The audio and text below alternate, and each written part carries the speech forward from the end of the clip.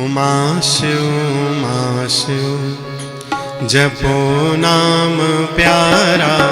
उमा शिव जपो नाम प्यारा। उमा शिव जपो नाम प्यारा। उमा शिव जपो नाम प्यारा। जपो नाम प्यारा भजो नाम प्यारा। जपो नाम प्यारा भजो नाम प्यारा। जपो नाम प्यारा भजो नाम प्यारा। जपो नाम प्यारा भजो नाम प्यारा। उमा शिव जपो नाम प्यारा। उमा शिव जपो नाम प्यारा। उमा शिव जपो नाम प्यारा। उमा शिव जपो नाम प्यारा।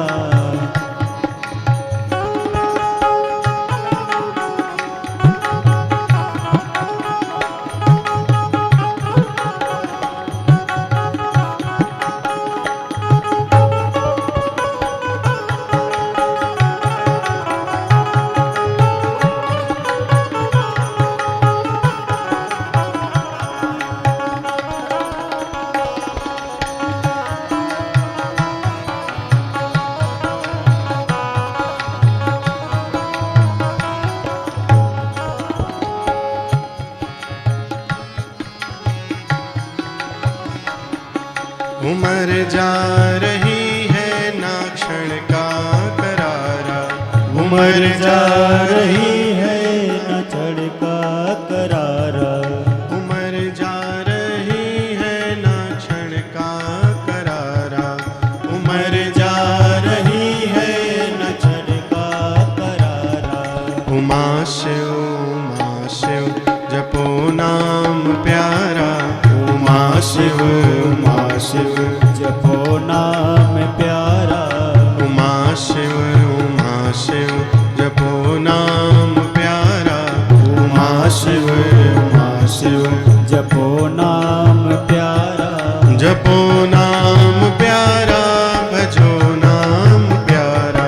जपो नाम प्यारा भजो नाम प्यारा। जपो नाम प्यारा भजो नाम प्यारा। जपो नाम प्यारा भजो नाम प्यारा।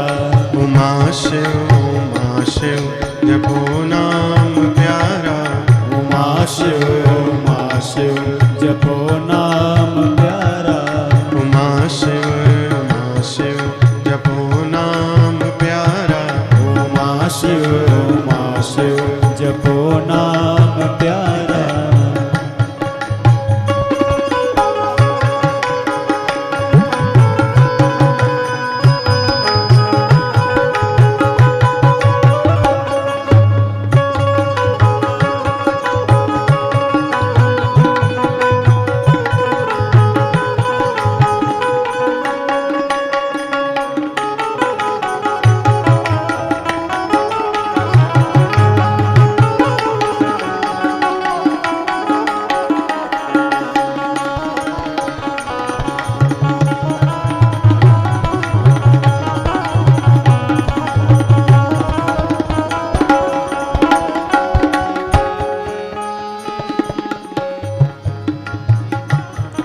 पिता भ्रात माता न कोई हमारा।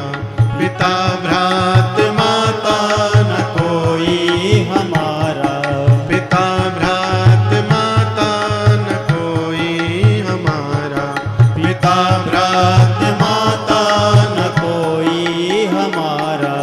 उमा शिव जपो नाम प्यारा। उमा शिव जपो नाम प्यारा। उमा शिव जपो नाम प्यारा। उमा शिव जपो नाम प्यारा। जपो नाम प्यारा भजो नाम प्यारा। जपो नाम प्यारा भजो नाम प्यारा।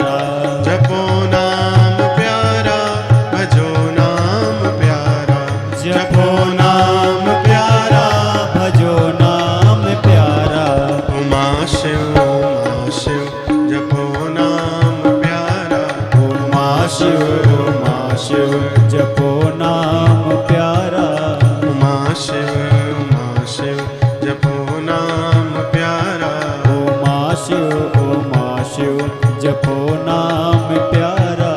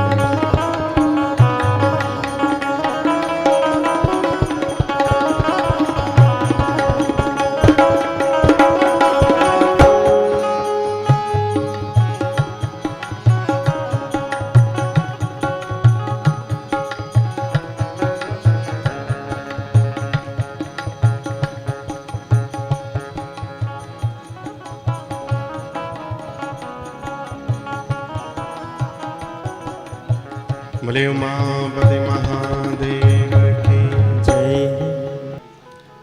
तो भगवान की कृपा है, हम लोगों का सौभाग्य है इस कलिकाल में जहां सनातन धर्म की परंपरा की रक्षा के निमित्त समाज अपने अपने व्यवहार से बहुत सारे कार्य धर्म के करता आ रहा है। उसी में जब सत्संग का कोई माध्यम बनाता है तो समझ के चलिए कि उस पर बहुत बड़ी भगवान की कृपा है। सत्संग करना, सत्संग पाना और सत्संग में मन लगना तीनों बहुत कठिन है। अभी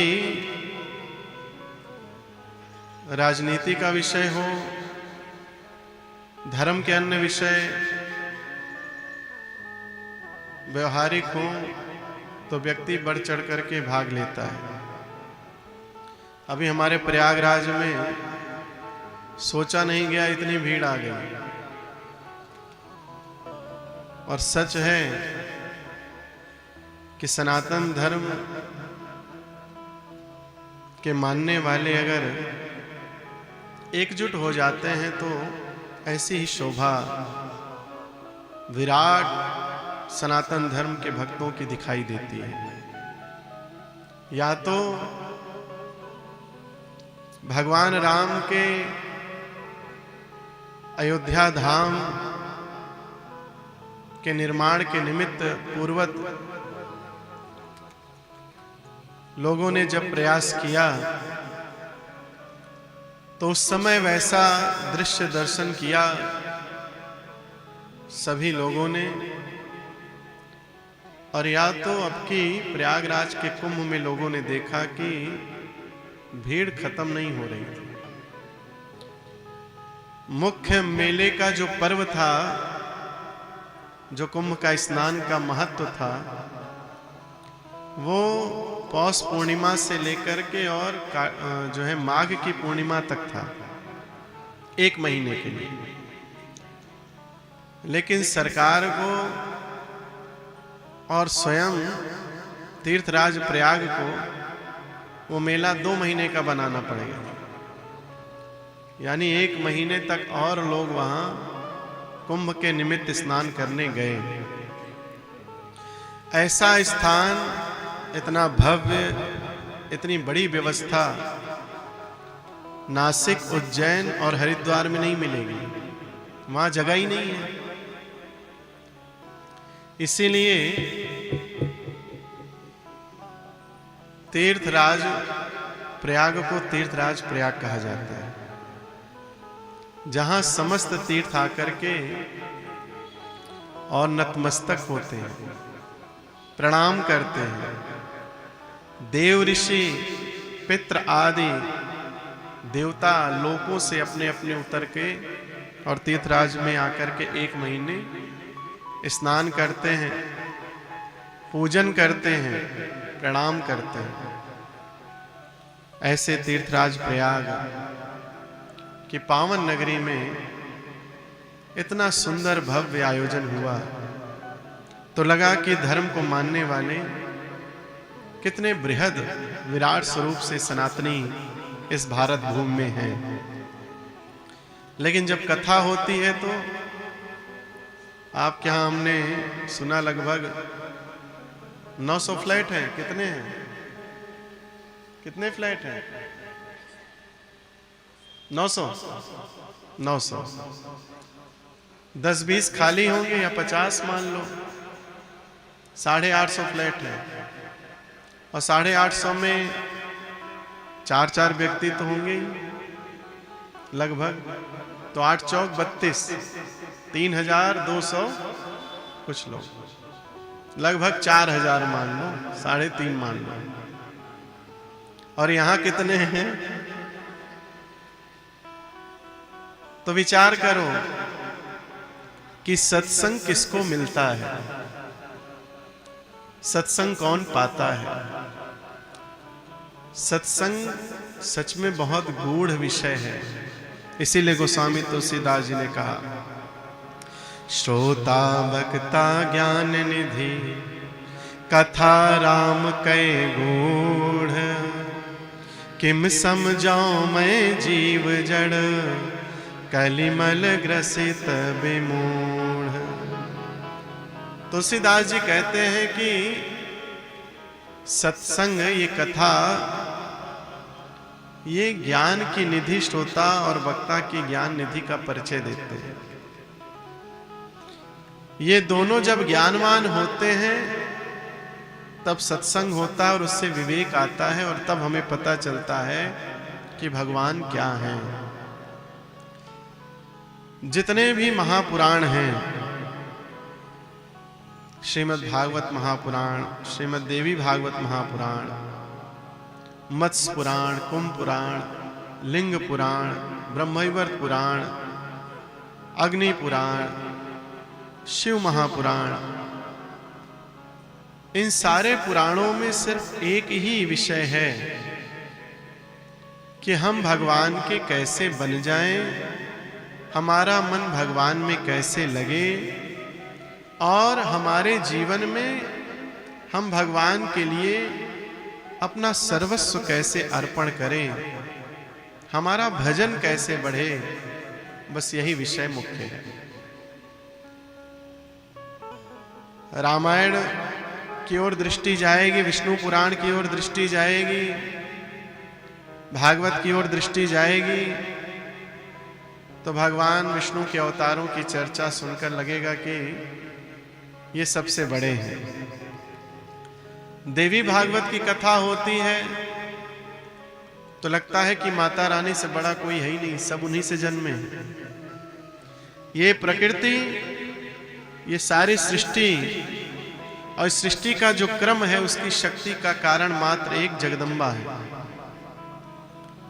और जब भगवान शिव की कथा आती है तो लगता है इस संसार को तारने वाले तो सिर्फ भगवान शिव हैं, उनके अलावा किसी से ये संसार तर नहीं सकता है। और होना भी चाहिए। आप भी जब अपने किसी प्रेमी के यहां जाते हैं तो उसके यहां उसी की प्रशंसा करते हैं, उसके सामने, कि भाई तुम्हारा घर बहुत अच्छा, तुम्हारे बच्चे बहुत अच्छे, तुम्हारा व्यवहार बहुत अच्छा, तुम बहुत अच्छे। वहां किसी तीसरे की बात नहीं होती। तो जो सन्मुख है, जो समक्ष है, वो हमारे लिए उसकी प्रशंसा, उसका महात्म गायन करना ये मुख्य विषय होता है।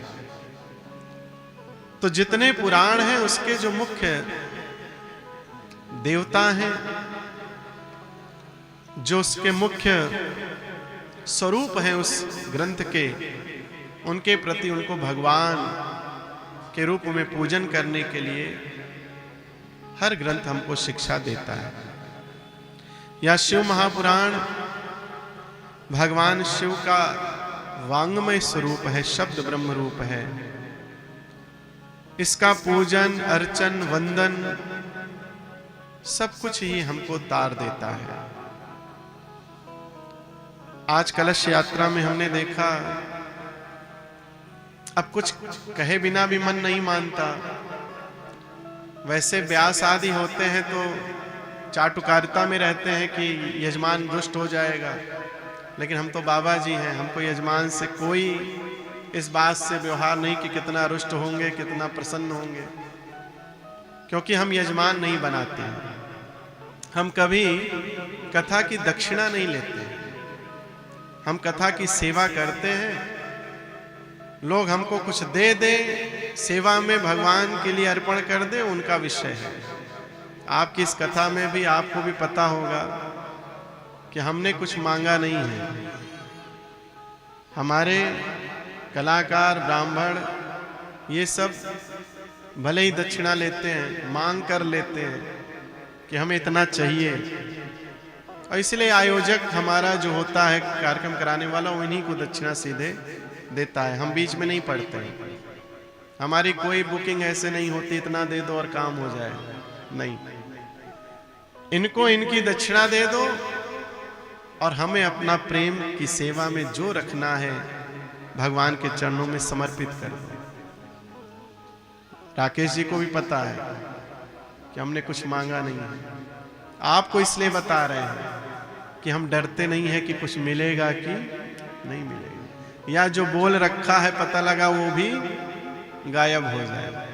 इसलिए पहली बात, आज के बाद कभी शोभा यात्रा, कलश यात्रा में जाएं तो प्रधान कलश और भगवान का विग्रह, ये जो शिव महापुराण है या भागवत है, यह पोथी, यह ग्रंथ सबसे आगे होना चाहिए। बाकी सब कलश, बाकी सब लोग इससे पीछे होने चाहिए। ये आपके देवता हैं। आज इनके कारण ये इतना बड़ा उत्सव, इतना बड़ा आयोजन, इतनी बड़ी व्यवस्था सिर्फ इनके लिए हो रही है, और इन्हीं को आगे ना किया तो फिर दोष लगता है। दूसरा, वैसे तो कई कार्य ऐसे हुए हैं, लेकिन इसलिए समझा दे रहे हैं कि आज तक किया तो उसका पाप नहीं लगेगा। थोड़ा बहुत दोष आएगा तो आप लोग भगवान क्षमा कर देंगे, लेकिन आगे अब हमारे आने के बाद और देखने के बाद आपसे गलतियां नहीं होंगी। दूसरा कि ये पवित्र ग्रंथ है। एक यजमान, कोई भी एक व्यक्ति जो ग्रंथ को उठाया है, उसका पहले आचार्य पवित्री कराते हैं, आचमन कराते हैं, फिर ग्रंथ को उनके हाथ में देते हैं और उस सिर पर रखते हैं। लेकिन हमने देखा कि मार्ग में लोग फोटो और वीडियो खिंचाने के लिए बार बार ग्रंथ को दूसरे लोग अपने हाथों में ले रहे हैं। ये कोई व्यवहार की फोटो खिंचाने वाली वस्तु या पदार्थ नहीं है, ये भगवान है हमारे। हमने आज इतना अपमान देखा अपने इन भगवान का, हमें बड़ा कष्ट हुआ। अब हम ऐसी जगह बैठे थे और ऐसी व्यवस्था में थे और इतना शोर हो रहा था उसमें कि हमको न कुछ हम कह पा रहे थे, और कहते तो कोई समझता भी नहीं। तो ये ग्रंथ जिसकी पवित्री करके जिसके हाथों में दिया गया, मात्र उसका अधिकार था कि उसको लेकर यहां तक आना चाहिए था। ये बांटने की चीज नहीं है। तो ऐसे और भी कुछ विषय हैं, जैसे माताएं बहनें, कुछ माताएं बहनें हो सकता है कि उनके पैरों में दिक्कत है इसलिए चप्पल पहन के यात्रा की, लेकिन नहीं करनी चाहिए। नंगे पैर हो सके तो, अगर आपको किसी औषधि के कारण डॉक्टर ने मना किया हो कि पैरों में आपका पैर जो है दिक्कत कर जाएगा, तो भले ही पहन लीजिए, और वो भी उस दिन के लिए नई चप्पल ले आइए। हाँ, नई चप्पल रखिए और उसको पहन करके यात्रा कर लीजिए। आजकल तो 50-100 रुपए में भी चप्पल मिल जाती है। उस समय तो कोई चप्पल देखता नहीं है, उस समय तो खाली लोग आपको जो है कलश यात्रा की शोभा को देखते हैं। तो पैर पे तो दृष्टि भी नहीं जाती है कि कौन सी पहने हैं, अरे कोई सी भी पहन लो, पहनना है तो। लेकिन नई हो, कहीं आवागमन ना किए हो, तो वो चप्पल पहन के भले ही यात्रा कर लीजिए। तीसरा, ये जो नचा रहे थे आप लोग भगवान के स्वरूप को, जो झांकी वाले आए थे, ये अच्छी चीज नहीं है। मार्ग में भगवान के उस विग्रह को इस तरह से नचाना, हमारे भगवान नचनिया थोड़ो ना, ये सब हम लोगों ने शुरू किया, हम ही लोगों को बंद करना पड़ेगा। देखा देखी में, दिखावे में हम रह गए और हमने अपने धर्म को बहुत ज्यादा विकृत कर दिया, दोष बना दिए। तो वो जो आप नचा रहे थे, और नाचने में भी उनका जो स्वरूप था, जो व्यवहार था, और चलो नाच लिए तो ठीक है, लोग पैसा उड़ा रहे थे उनके ऊपर। मतलब भगवान के ऊपर धन को फेंकना, ये सब बिल्कुल उचित नहीं है। तो इसलिए कह रहे हैं कि अगली बार जब आप कार्यक्रम करें तो एकदम सचेत कर दीजिए कि नहीं भैया, हमारे यहाँ ये 2-3 चीजें नहीं होंगी आज के बाद। हमको दोषी नहीं बनना है इसका। हम इसीलिए कार्यक्रमों में झांकी नहीं कराते, हमारे यहाँ कोई झांकी नहीं होती। हमने उनको भी, अग्रवाल जी को ही बोला था कि हमसे झांकी की अपेक्षा मत रखिएगा, हमारे यहाँ सिर्फ कथा होती है, भजन होंगे, कथा होगी। आपको भजन में आनंद आए, मन हृदय आपका आनंदित होकर नृत्य करना चाहे, वो स्वतंत्र हैं आप। लेकिन हम नाचने वाले बुलवा करके और भगवान का ये कथा छोड़कर उनको नचवाएं, वो हमारे यहाँ नहीं होता। ये विग्रह ही हमारे लिए भगवान है, पूजनीय है, आदरणीय है, वंदनीय है। हम इनकी ही पूजा करते हैं, इनको ही सर्वस्व मानते हैं। इसलिए आगे से आप लोग भी कहीं कथा होने वाली हो तो पहले से समझा दीजिए कि भैया ये नियम है, इस नियम के अनुसार कथा कराओ। तो आगे विचार कीजिएगा, कुछ चीजें जो बदल सकती हैं, रोकी जा सकती हैं, उनको रोकिए, बदलिए। तो जैसे हर ग्रंथ में जो मुख्य होता है, जैसे किसी घर में किसी के लिए जब उसकी प्रसन्नता के लिए उसके कुछ उद्गार व्यक्त करते हैं तो उसकी महिमा का गुणगान करते हैं। ऐसे ही श्रीमद् भागवत महापुराण की ही तरह सभी पुराणों में प्रारंभ में 2-3 अध्याय, 4 अध्याय, 5 अध्याय उनके महिमा के लिए किसी ग्रंथ से गाए गए। इसमें भी शिव महापुराण अंतर्गत जो शिव महापुराण की कथा हम श्रवण करेंगे, इस शिव महापुराण ग्रंथ की भी महिमा किसी दूसरे ग्रंथ में गाई गई है और वो उसका नाम है स्कंद महापुराण। स्कंद पुराण में शिव महापुराण की महिमा का गायन किया गया है। तो इस महात्म के लिए कुछ अध्याय की यहाँ चर्चा हो रही है, उसको हम प्रारंभ कर रहे हैं। स्कंद पुराण अंतर्गत महात्मा भगवान शिव की महिमा का। बोले उमापति महादेव की जय। हे सूत महाप्राज्ञ सर्व सिद्धांत वेद प्रभो, आख्याहि में कथा सारम पुराणानां विशेषतः। सूत जी महाराज, हमेशा ये नाम सुना होगा आपने। ये सूत जी महाराज सूत जाति के नहीं हैं, इनका नाम सूत जी है। हर ग्रंथ में लगभग 18 पुराण सूत जी महाराज ने ही 88,000 ऋषियों को श्रवण कराया है। सूत जी व्यास जी से प्राप्त करते हैं और व्यास जी ने कभी नारद जी से कथा सुनी, कभी नंदकेश्वर से कथा सुनी। इस तरह से परंपरा में सूत जी महाराज तक कथा पहुंचती है और फिर सूत जी ही कथा के वक्ता होते हैं और शौनक आदि जो 88,000 ऋषि हैं ये श्रोता हैं। एक बार जब कथा संपन्न हो जाती है एक महापुराण की, तो फिर पुनः शौनक आदि कहते हैं कि अब हमको और कथा सुनाइए। अब क्या कथा सुनाइए, अब हमको और कोई गूढ़ रहस्य सुनाइए जो हमने कभी सुना ना हो। तो उसी विषय में शौनक आदि ने सूत जी से कहा कि सभी सिद्धांतों के ज्ञाता हे प्रभु, मुझसे पुराणों की कथाओं का सार तत्व का विशेष रूप से वर्णन कीजिए। अभी तक आपने जितनी कथाएं सुनाई सब बृहद रूप से सुनाई, लेकिन अब हमको सार तत्व सुनाइए जिससे कि हम में भक्ति आए, सदाचार आए और काम क्रोध लोभ सब हमारा नष्ट हो जाए। अच्छा, हम सब भी यही चाहते हैं कि हमारा काम क्रोध लोभ सब समाप्त हो जाए। नहीं चाहते? चाहते हैं कि नहीं चाहते? नहीं, कुछ लोग कह रहे हैं अभी नहीं चाहते। अभी हमें वैराग्य नहीं चाहिए।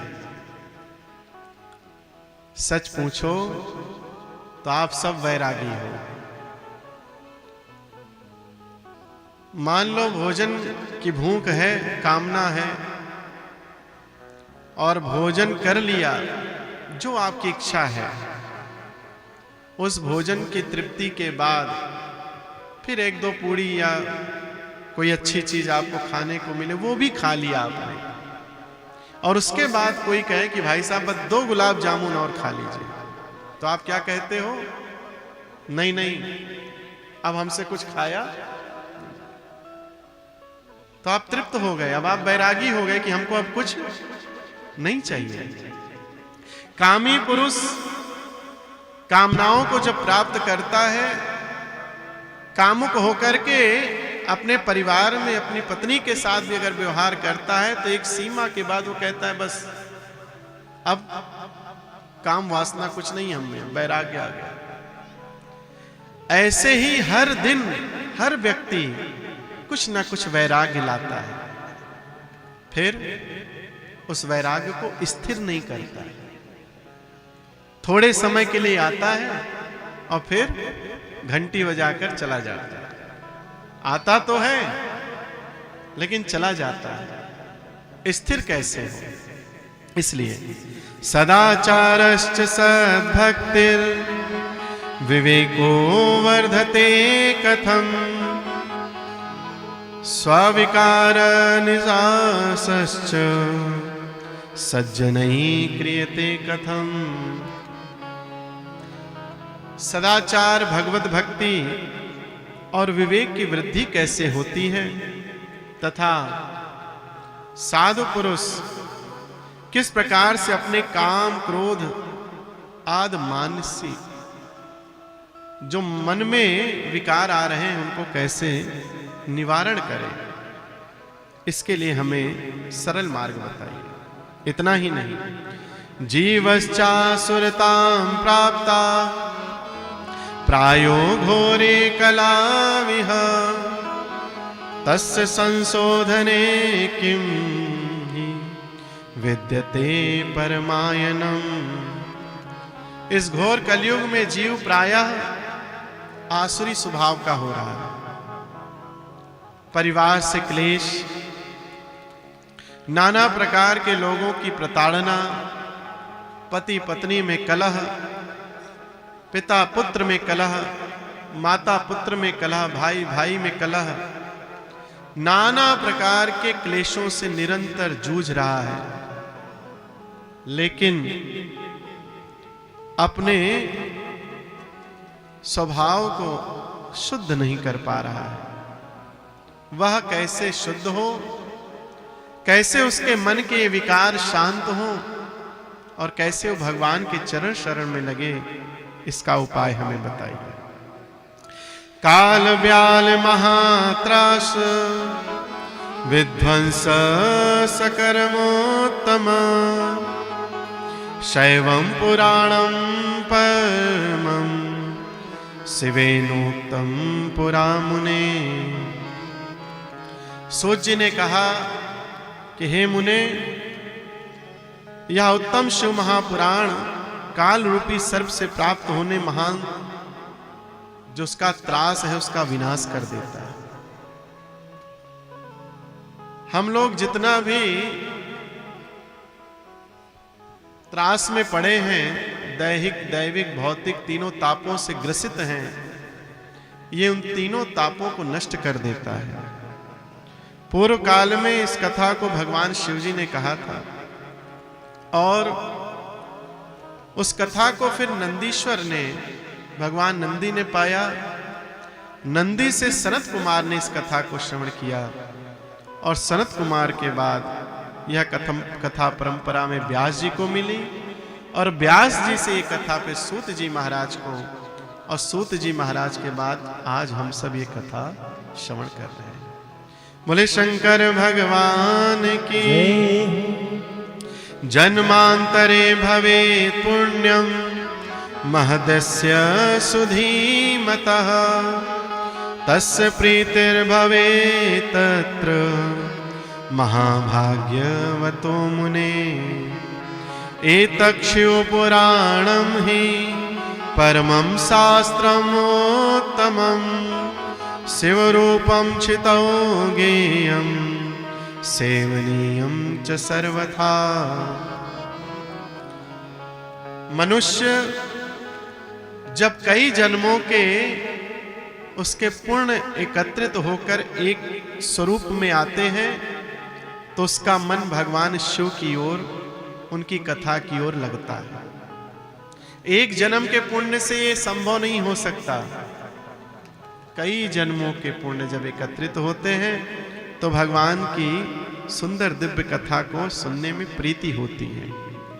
और ये शिव महापुराण उत्तम शास्त्र है। इसे भूतल पर, इस पृथ्वी पर भगवान की वांगमयी मूर्ति मान करके ही इसका दर्शन करना चाहिए, इसका श्रवण करना चाहिए। इसीलिए हमने प्रारंभ में कहा कि ये हमारे भगवान हैं, इनको सबसे पीछे रखना, बार बार लोगों के हाथों में देना, ये दोषपूर्ण था, ये होना नहीं चाहिए। इस तरह से इस शिव महापुराण की महिमा समझनी चाहिए कि ये भगवान का ही स्वरूप विग्रह है। राजसूयेन यत् पुण्यम अग्निष्टोम सतेन च तत्पुण्यम लभते शंभो कथा श्रवण मात्रतः। कहते हैं कि राजसू यज्ञ और सैकड़ों अग्निहोत्र यज्ञ जो भी होते हैं उन सब का जो पुण्य एकत्रित होता है मात्र शिव महापुराण की कथा सुनने मात्र से प्राप्त हो जाता है। इतना ही नहीं, शृण्वताम तत्पुराणम ही तथा कीर्तयताम च तत् पादाम्बुजरस्याएव तीर्थानि मुनियो विदुः। ये जितने समस्त तीर्थ हैं और जिनको मुनि लोग समझते हैं कि ये तीर्थ के रूप में निरंतर चल रहे हैं, ये सब शिव महापुराण के अंतर्गत विराजमान हैं। अगर कोई मात्र शिव महापुराण का दर्शन कर ले, कथा श्रवण कर ले, तो उसको फिर किसी और तीर्थ में जाने की आवश्यकता नहीं है। देखिए, इसका मतलब ये नहीं कि आप तीर्थ में न जाएं। इतनी अगर भक्ति आप में हो, इतना अगर आपका प्रेम कथा में हो कि ये कथा तीर्थ के रूप से है, तब फिर कहीं जाने की आवश्यकता नहीं। ये कथा जब हम श्रवण करें तो हमारा मन जैसे गंगा में स्नान करके सुख पाता है, जो बाहर भी ऊर्जा देता है, भीतर भी ऊर्जा देता है, ऐसी ऊर्जा अगर कथा सुनकर मिले तो फिर किसी और तीर्थ में जाने की आवश्यकता नहीं है। आपके यहाँ, आपके यहीं से जो है M3M से लोग आने में संकोच कर रहे हैं या अभी ज्ञात नहीं है कथा का या जो भी है, लेकिन हमारे कुछ कथा के प्रेमी श्रोता, जैसे हमारी माता जी, ये रॉयल स्टूडियो वाले की हमारी माता जी, ये रीवा से आई कि गुरु जी अभी प्रयाग में भागवत की हमारी कथा और राम कथा थी तो वहाँ सुन रही थी, तो इनको पता चला कि शिव कथा होने जा रही गुरु जी के गुड़गांव में, तो तुरंत चल दी। इनसे बोली कि हमको भी लेकर चलो गुरु जी की कथा में, हम भी चलेंगे। ऐसे ही कथा प्रेमी हमारे संतोष आश्रम में ही रहती हैं, हर जगह कथा नहीं सुन पाती, प्रयाग में सुनी तो कहीं गुरु जी हम भी चलेंगे। हमारी विजय लक्ष्मी जी, ये सब कथा के प्रेमी हैं। तो कथा प्रेमी जो होता है वो कहीं कहीं से भी उड़ करके, उठ करके, चल करके, भाग करके आता है कि वहां कथा हो रही है। तो कथा में अगर मन लगता है तो ऐसे प्रेमियों को तीर्थ करने की आवश्यकता नहीं है, वो कथा में ही तीर्थ को मान करके उसी से स्नान करें, उसी का आचमन करें, उसी का पान करें। बोलो शंकर भगवान की।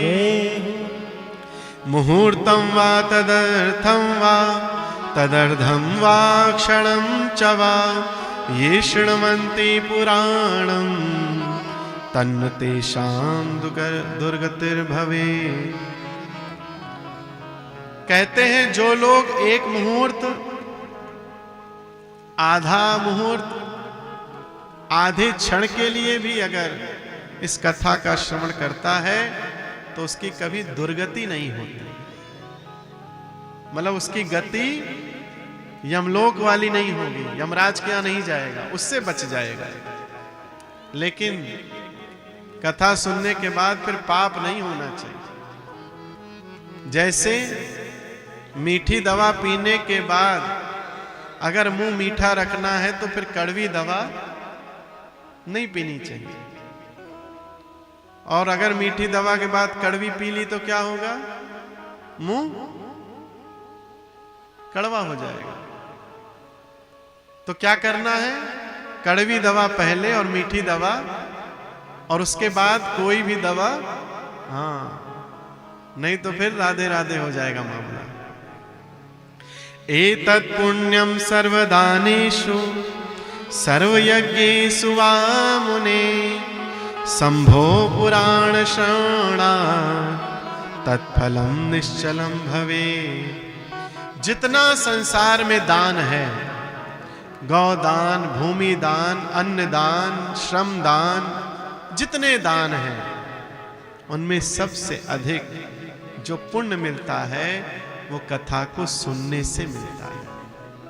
मान लो तुमने कभी भूमि दान नहीं की किसी अच्छे कार्य में, किसी गौ का दान नहीं कर पाए, या और कुछ भी अन्न दान नहीं कर पाए, धन दान नहीं कर पाए, तो क्या करो, कथा सुन लो तो समझो सारे दान कर ले।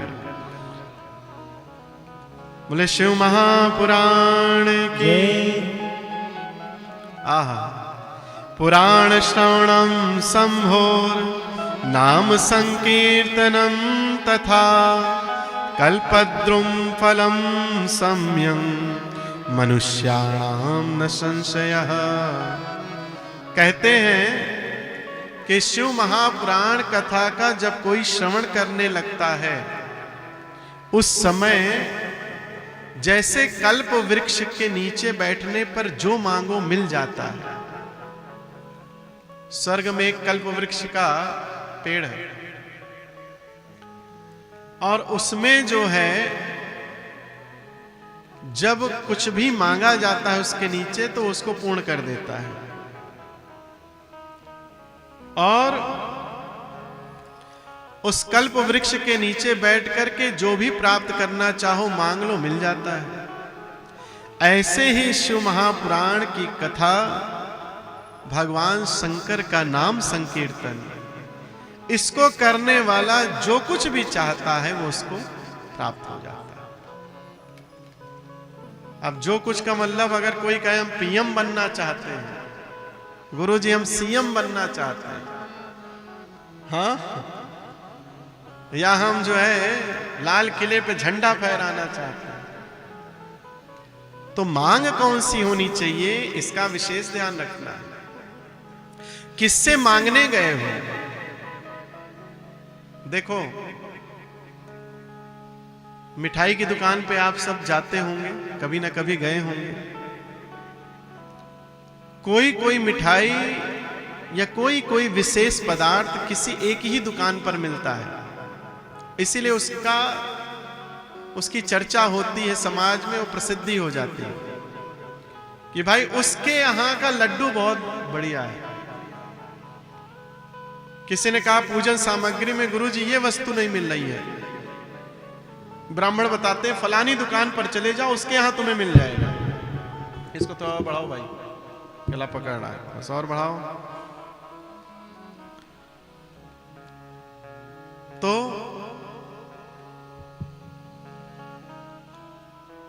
तो जो चाहो वो जिस दुकान पर जाओगे वहां से ही मिलेगा।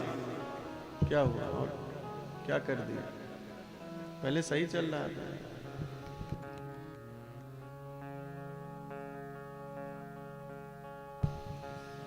ओम श्री गुरु। तो जहां जाएंगे आप, वहीं आपको उस दुकान पर अमुक वस्तु मिलेगी।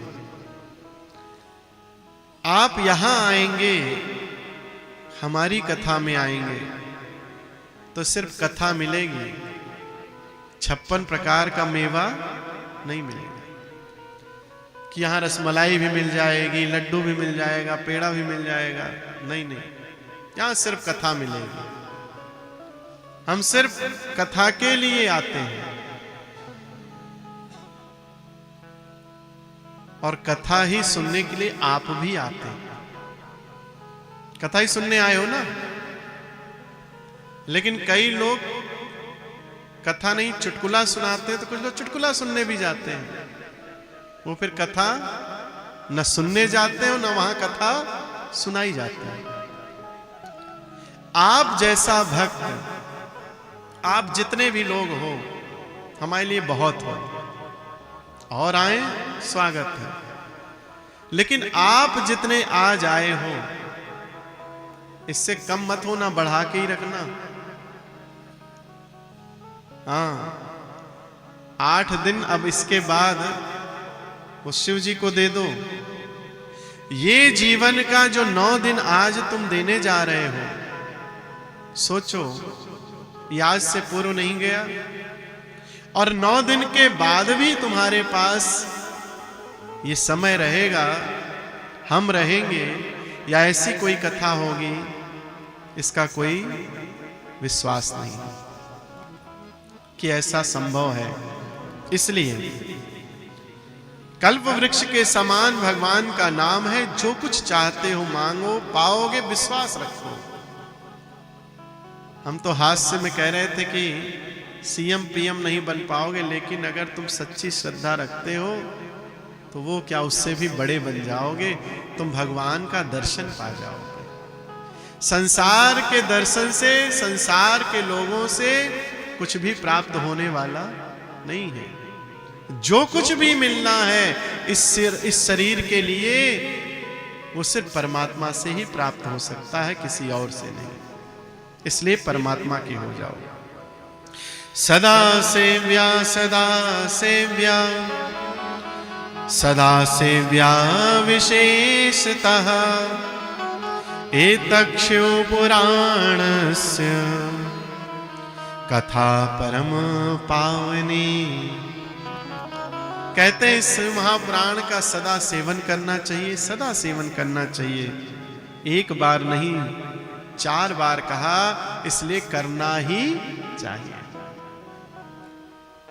हम लोग घर में भी कभी कोई कार्य कर रहे होते हैं, तो कई बार जोर दे करके माता पिता कहते हैं, बेटा ये काम करना है। हाँ माता जी, हो जाएगा। करना ही है। हाँ हाँ हो जाएगा। सुना मैंने क्या कहा? ये काम करना है। 3 बार क्यों कहा? 4 बार क्यों कहा? बार बार क्यों कहा?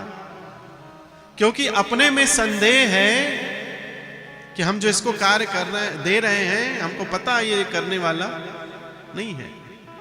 लेकिन जब हम बार बार कहेंगे, तब हो सकता है कि वो कार्य कर दे।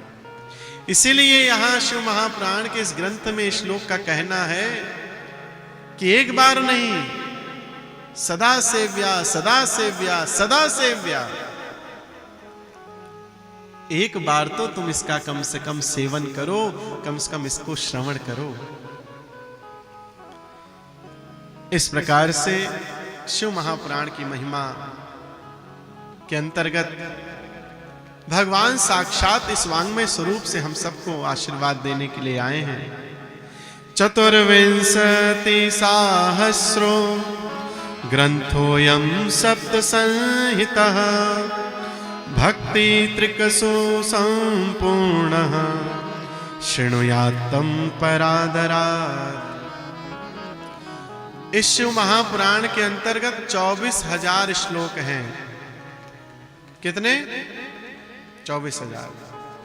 और इसमें 7 संहिताएं हैं, 7 भाग हैं। देवी भागवत 24,000 श्लोक, श्रीमद् भागवत महापुराण 18,000 श्लोक। इस तरह से सभी महापुराणों के श्लोकों की संख्या अलग अलग है,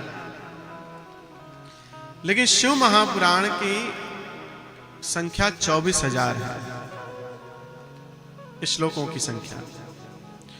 और इन 24,000 श्लोकों से यह ग्रंथ पूर्ण है। इसमें 7 संहिताएं हैं। प्रथम में विद्वेश्वर संहिता है, जिसमें भगवान का प्राकट्य होता है, शिव जी का, और शिव जी से जुड़े हुए भस्म, रुद्राक्ष, शिव जी का पूजन, शिवलिंग का पूजन, इसकी महिमा का गुणगान है। फिर दूसरी रुद्र संहिता है, भगवान शिव के अन्य रूपों के प्राकट्य की कथा है। तीसरी शतरुद्र संहिता है, जिसमें भगवान के कई अवतारों की कथा है। कई अवतारों के रूप में शिवलिंग के रूप में भी भगवान प्रकट हुए, स्वयंभू लिंग के रूप में भी प्रकट हुए, 12 ज्योतिर्लिंग इनके रूप में भी भगवान प्रकट हुए, अन्य भक्तों के रूप में भी भगवान प्रकट हुए, उनकी चर्चा है। फिर कोटिरूप संहिता में भी भगवान शिव के अनेक कथाओं की चर्चा है। 5वीं उमा संहिता है, जिसमें माता पार्वती के कुछ अवतारों की चर्चा की गई है। 6ठी कैलाश संहिता है, जिसमें भगवान सुदृढ़ ज्ञान को देते हैं। 7वीं वायवी संहिता है, जिसमें भगवान का परम ज्ञान, सिद्ध पद को प्राप्त करने वाला व्यक्ति ही उस ज्ञान को प्राप्त करता है। इन 7 संहिताओं में 5वीं संहिता तक की कथा संभवतः लोगों के समझ में आती है, इसलिए मंच से उन कथाओं को कहा जाता है। लेकिन 6ठी कैलाश संहिता और 7वीं वायवी संहिता, इन 2 संहिताओं में जो कथा है वो गूढ़ ज्ञान का रहस्य है। वो साधना की दृष्टि से समझी जा सकती है, लेकिन कथानक होकर के कि कथा के रूप में हम श्रवण करें और समझ जाएं, ये संभव नहीं है। इसलिए हम लोग भी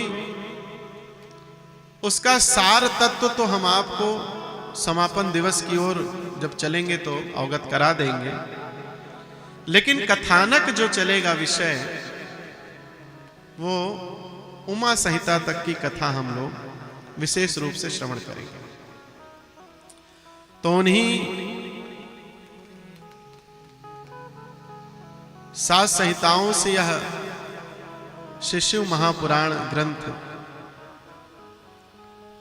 भगवान के विराट स्वरूप का परिचय कराता है, और इसकी कथा अश्वमेध यज्ञ, वाजपेयी यज्ञ आदि यज्ञ करके भी लोग प्राप्त नहीं कर सकते हैं। जो नित्य भी आधा श्लोक, 1 श्लोक, आवश्यक नहीं है कि आपको संस्कृत पढ़ना आना चाहिए तभी ग्रंथ आप पढ़ सकते हैं। अगर आपको हिंदी भी आती है, संभवतः सभी लोग पढ़े लिखे हैं, इतने तो पढ़े लिखे ही हैं कि हिंदी पढ़ सकते हैं। हम कथा सुनाकर चले जाएंगे, लेकिन ये पूरे ग्रंथ की कथा नहीं सुना पाएंगे। और हम ही नहीं, जितने भी कथाकार हैं वो सूक्ष्म कथाएं, कुछ मुख्य कथाएं ही कह पाते हैं। चाहे श्रीमद् भागवत महापुराण की हो, चाहे देवी भागवत महापुराण की हो, चाहे अन्य ग्रंथों की हो। तो आपको अगर पूरा विषय पढ़ना है, जानना है, तो इसके लिए स्वयं अभ्यास करना पड़ेगा। तो हमारे कथा श्रवण कराने के पश्चात फिर घर में आप अपने शिव महापुराण लाइए और नित्य एक अध्याय, 2 अध्याय, 10-15 मिनट में एक अध्याय संपन्न हो जाता है। ले आकर के अवश्य इसको पढ़िए। जिस किसी को भी भगवान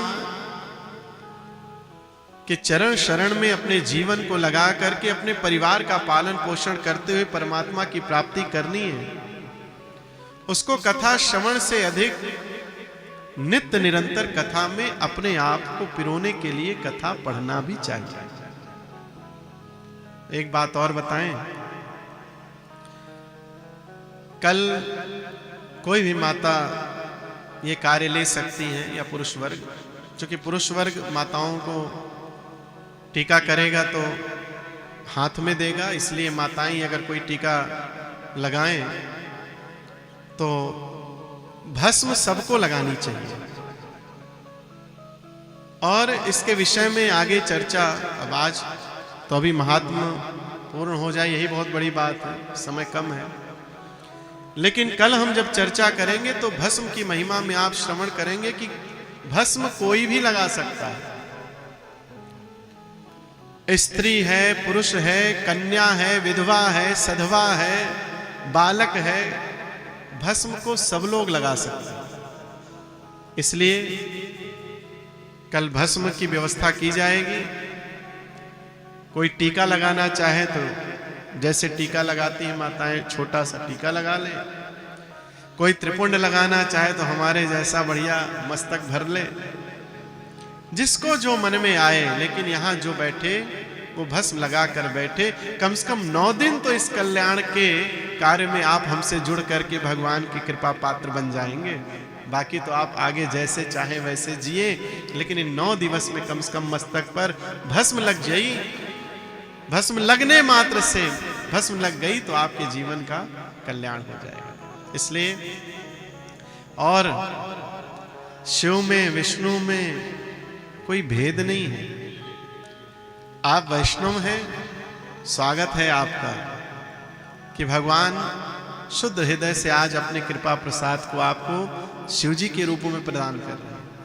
आप शिव भक्त हैं, आपको भगवान विष्णु की परंपरा की कथाओं को श्रवण करने को मिले तो सौभाग्य है कि भगवान शिव की भक्ति से भगवान राम, भगवान कृष्ण मिल गए। इसलिए ये उनकी भक्ति का प्रसाद होता है। आप सबके मन में भगवान ना बैठे होते तो आप यहां ना बैठे होते। आप यहां बैठे इसीलिए हैं क्योंकि आपके मन में भगवान बैठे हैं। बोलो शंकर भगवान की। नित्यं शिव पुराणस्य श्लोकं श्लोकार्धमेव च स्वामुखेन पठेत् भक्त्या यदीक्षेत परमां गतिम। कहते हैं इस शिव महापुराण का कोई आधा श्लोक, एक श्लोक भक्ति पूर्वक भी अगर श्रवण कर लेता है, पाठ करता है, तो भगवान का वह प्रिय हो जाता है। बोलो शंकर भगवान की। इसी विषय में एक कथा आती है। देवराज नाम का एक ब्राह्मण है और नित्य निरंतर भगवान का कृपा पात्र है, क्योंकि उसका जन्म ब्राह्मण कुल में हुआ, लेकिन उसके अंदर ब्राह्मणत्व तो नहीं था। मदिरा विक्रय करता था, लोगों को ठगता था, वैदिक धर्म से अपनी संध्या वंदन से विमुख था। इतना ही नहीं, वह नित्य निरंतर वैश्यवृत्ति करता था, वैश्याओं का संग करता था, अपने धन को पाप में लगा करके अपने माता पिता को दुख दे करके उनसे धन छीन करके नित्य निरंतर उसका दुरुपयोग करता था। यह देवराज नाम का ब्राह्मण एक दिन जो है तालाब पर स्नान करने गया और वहां एक सुंदर वेश्या को इसने देखा। एक दैक तडागे सा स्नातुम यातो महीसुरः वेश्याम शोभावतीं नाम दृष्ट्वा तत्राति विह्वलः। ये तालाब पर स्नान करने गया तो दूसरी ओर एक सुंदर वेश्या को देखा। शोभावती नाम है उसका। देखकर उसके आव भाव को, स्वरूप को, श्रृंगार को ये मोहित हो गया, आकर्षित हो गया। इसने उससे कहा कि तुम मेरे साथ मेरे घर चलो, तुम्हें जितना धन चाहिए मैं ला करके दूंगा। और इसको घर लेकर के आता है, वेश्या के साथ रमण करता है, अपने माता पिता को ताड़न करता है। इतना ही नहीं, एक दिन रात्रि में उस दुष्ट ने माता पिता के प्रति इतना क्रोध किया कि सबको मार डाला। सबको मार करके सारा धन इकट्ठा करके और लेकर के वेश्या के साथ दूसरे स्थान पर चला गया। वृद्धावस्था आई, वेश्या छोड़कर चली गई, धन समाप्त हो गया। अब इसको हुआ कि मेरे पास तो कुछ बचा नहीं। ज्वर से पीड़ित हुआ, ज्वर यानी बुखार, तेज ताप चढ़ा इसको, बहुत तेज बुखार हुआ। इधर उधर भागता हुआ, सहारा नहीं पा रहा था, एक मंदिर में प्रवेश किया और वहां भगवान की सुंदर दिव्य कथा चल रही थी।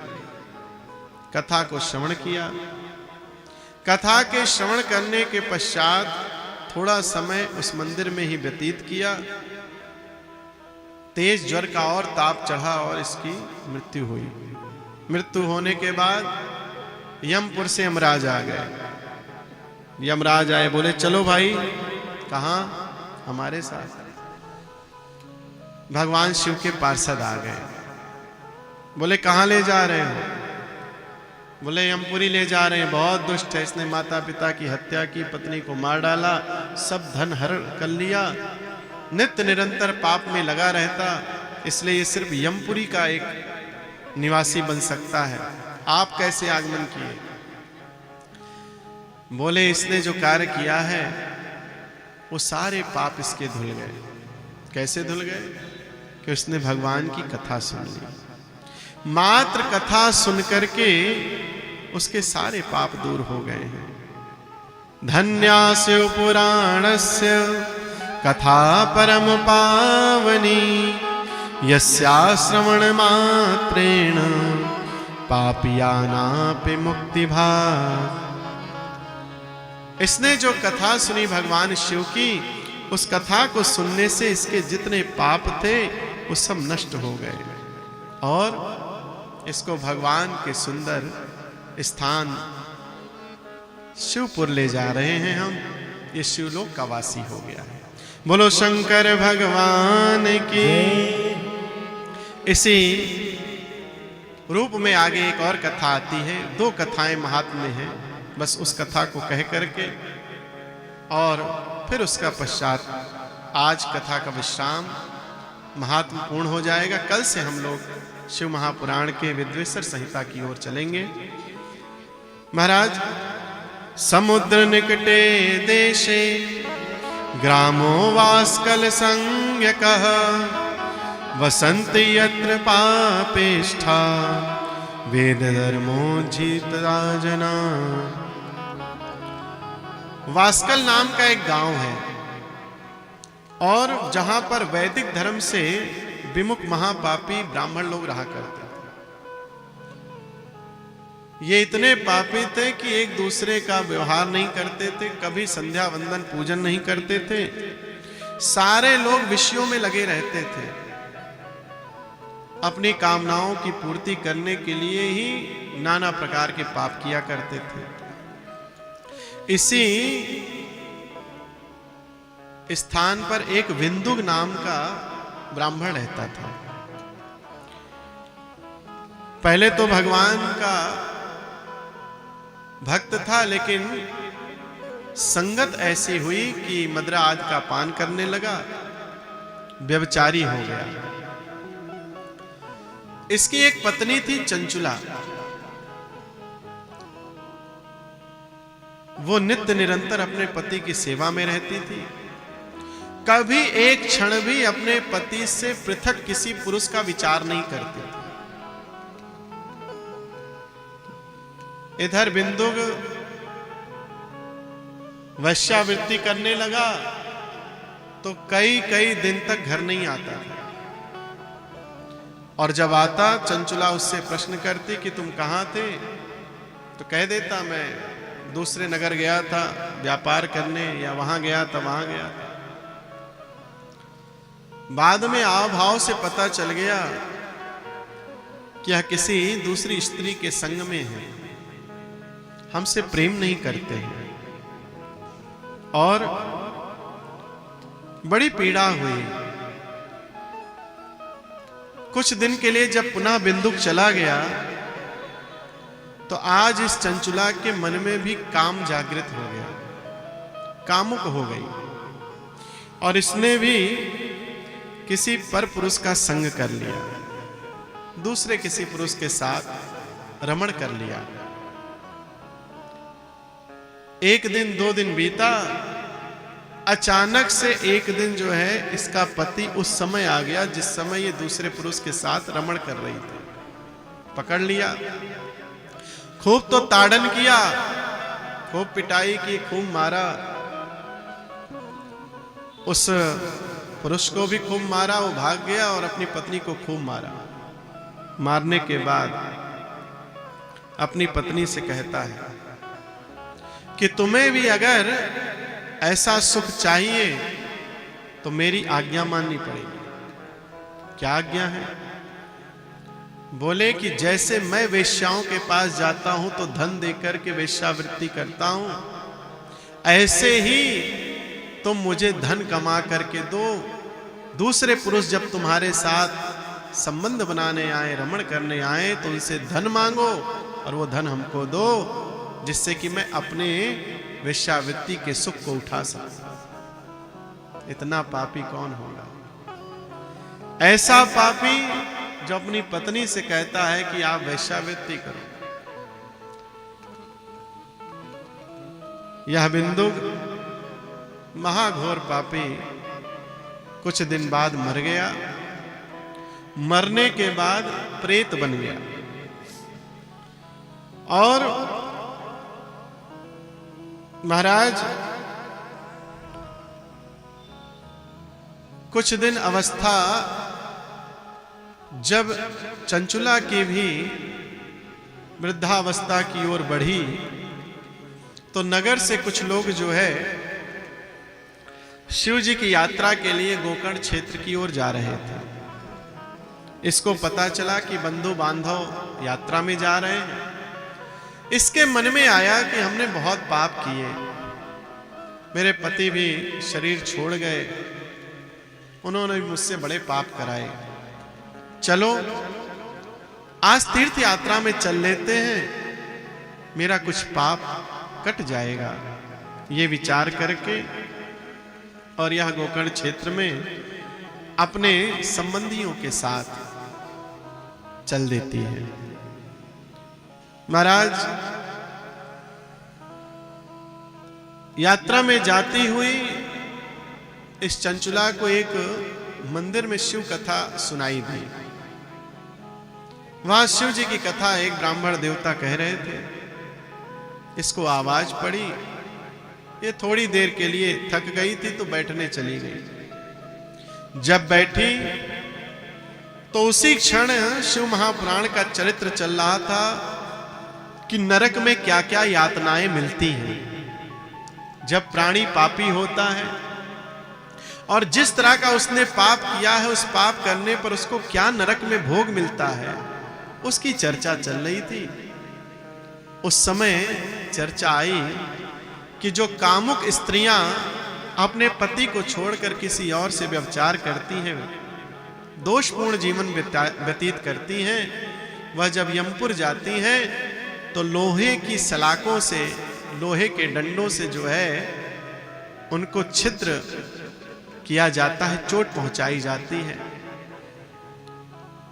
यह इसके कान में पड़ा।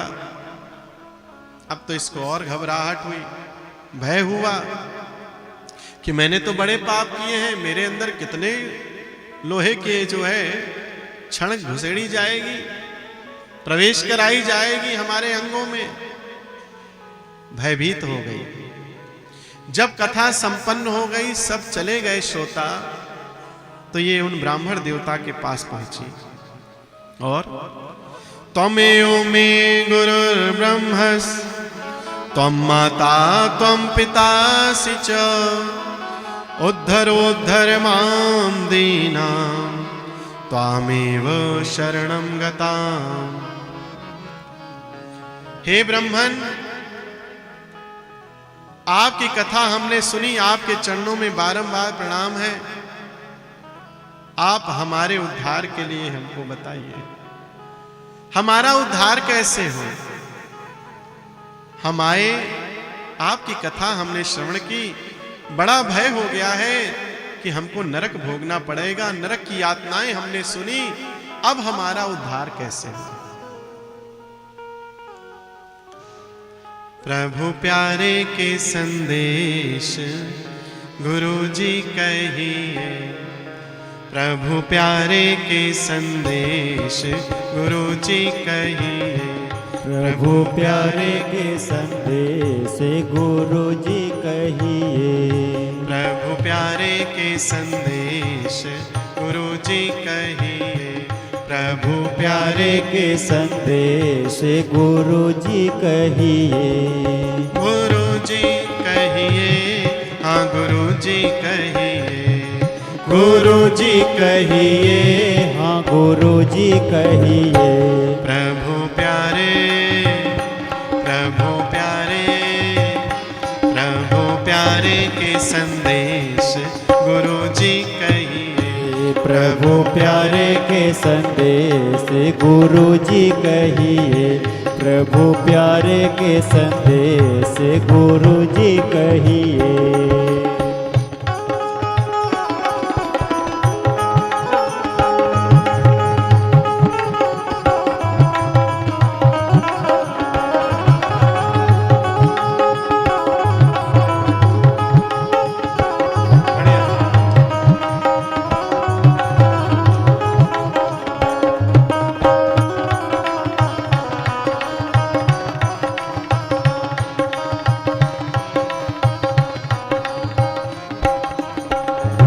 कैसे करनी करूं मैं, कहाँ जाऊं कैसे पाऊं, कैसी करनी करूं मैं, कहाँ जाऊं कहाँ पाऊं। मैं गुरुदेव कैसी करनी करूं, कहाँ जाऊं, कैसे उस भगवान को पाऊं। कैसी करनी करूं मैं, कहाँ जाऊं कैसे पाऊं, कैसी करनी करूं मैं, कहाँ जाऊं कैसे पाऊं। मेरे लिए, मेरे लिए, मेरे लिए उपदेश गुरु जी कहिए, ओ मेरे लिए उपदेश गुरु जी कहिए, प्रभु प्यारे के संदेश गुरु जी कहिए, प्रभु प्यारे के संदेश गुरु जी कहिए।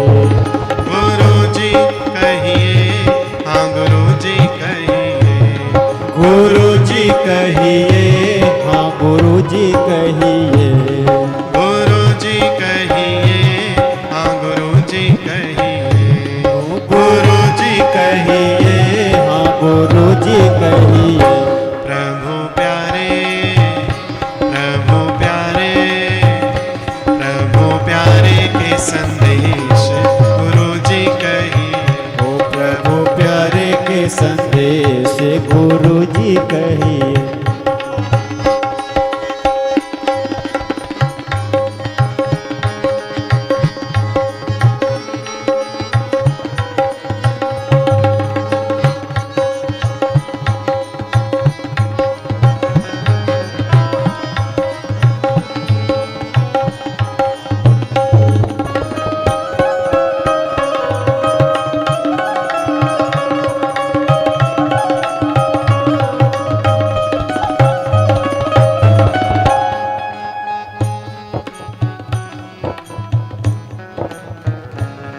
कैसे साथी संगी उनके, कैसे सेवक प्यारे उनके, कैसे साथी संगी उनके, कैसे सेवक प्यारे उनके, कैसे साथी संगी उनके, कैसे सेवक प्यारे उनके, कैसे साथी संगी उनके, कैसे सेवक प्यारे उनके।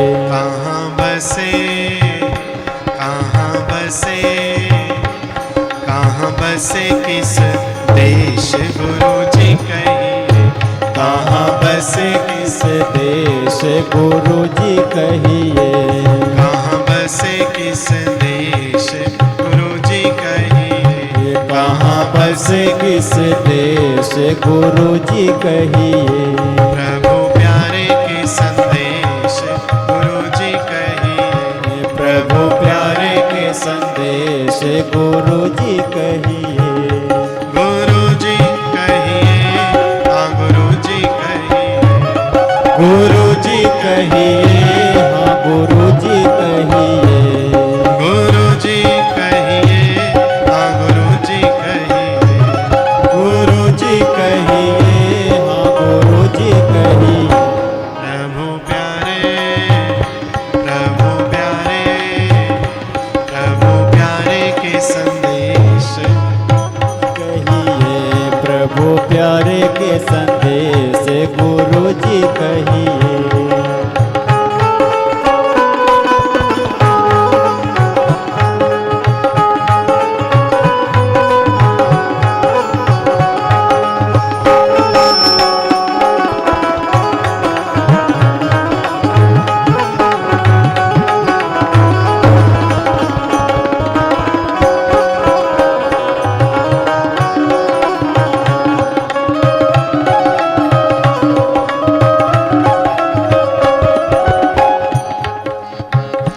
कैसे पूजा करूं पाठ करूं ध्यान धरूं मैं, कैसे पूजा करो पाठ करो ध्यान करो मैं।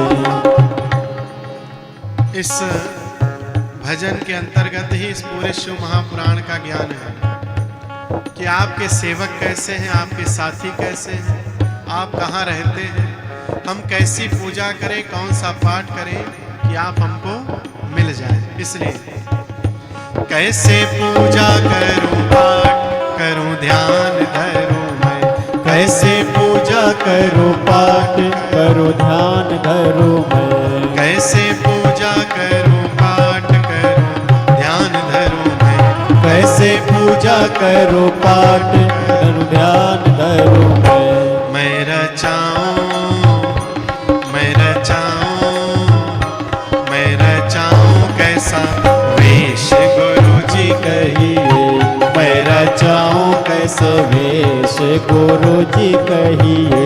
प्रभु प्यारे के संदेश गुरु जी कहिए, प्रभु प्यारे के संदेश गुरु जी कहिए।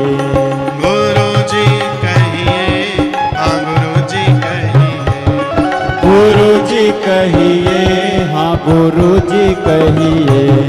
गुरु जी कहिए, हाँ गुरु जी कहिए, गुरु जी कहिए, हाँ गुरु जी कहिए।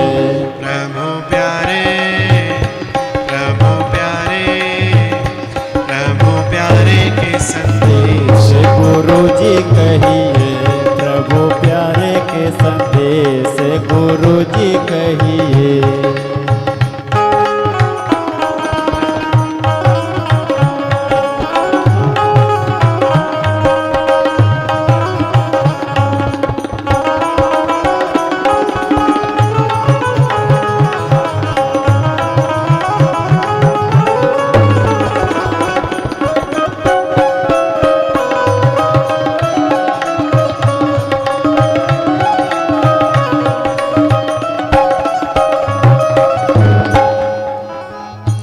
कहते माधव है समझाई, नाम जपो नित भाई, कहते माधव है समझाई नाम जपो नित्य भाई।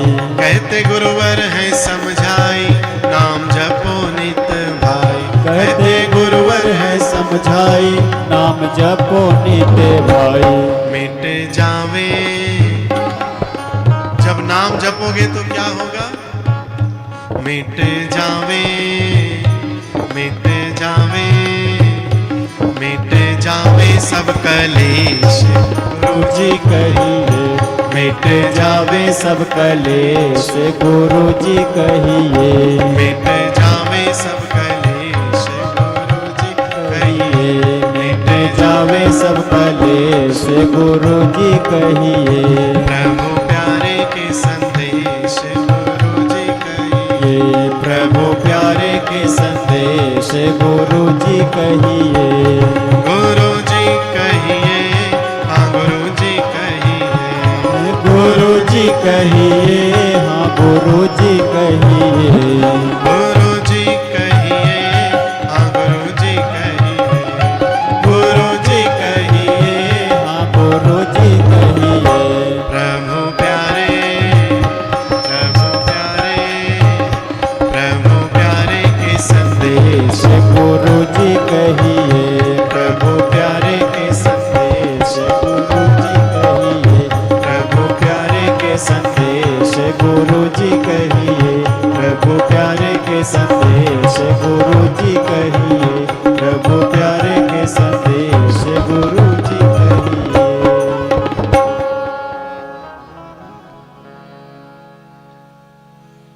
मैं रचाऊं कैसा वेश, गुरु जी कहिए। हम लोग संसार के लोगों के लिए तो सजते संवरते हैं, लेकिन भगवान के लिए हम कैसा वेश बनाएं, कैसे सजे, ये शिव महापुराण आगे बताएगा कि हम क्या स्वरूप धारण कर लें कि हम भगवान के हो जाएं। बोलो शंकर भगवान की जय हो। तो आप हमारे माता पिता हैं, तुम माता तुम पितासी च, सब कुछ आप ही हैं। तो हे ब्राह्मण देवता, गुरु रूप से हम आपको स्वीकार करते हैं और हमारे कल्याण का साधन आप बताइए कि हमारा यह पाप कैसे समाप्त हो और कैसे भगवान में हमारी भक्ति बढ़े। तब पश्चाताप पाप कृता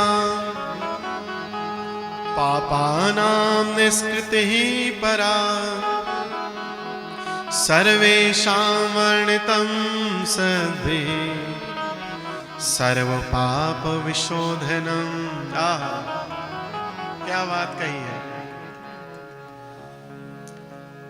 पश्चाताप एक ऐसा स्वभाव है, स्वरूप है, जिससे सारे पाप नष्ट हो जाते हैं।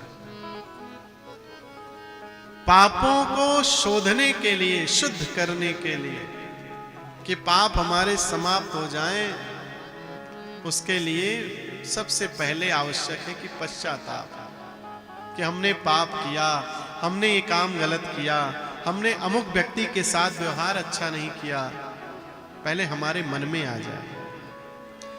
कई लोग दिन भर सॉरी सॉरी, हाँ, I am very very sorry, खासकर पति लोग तो दिन भर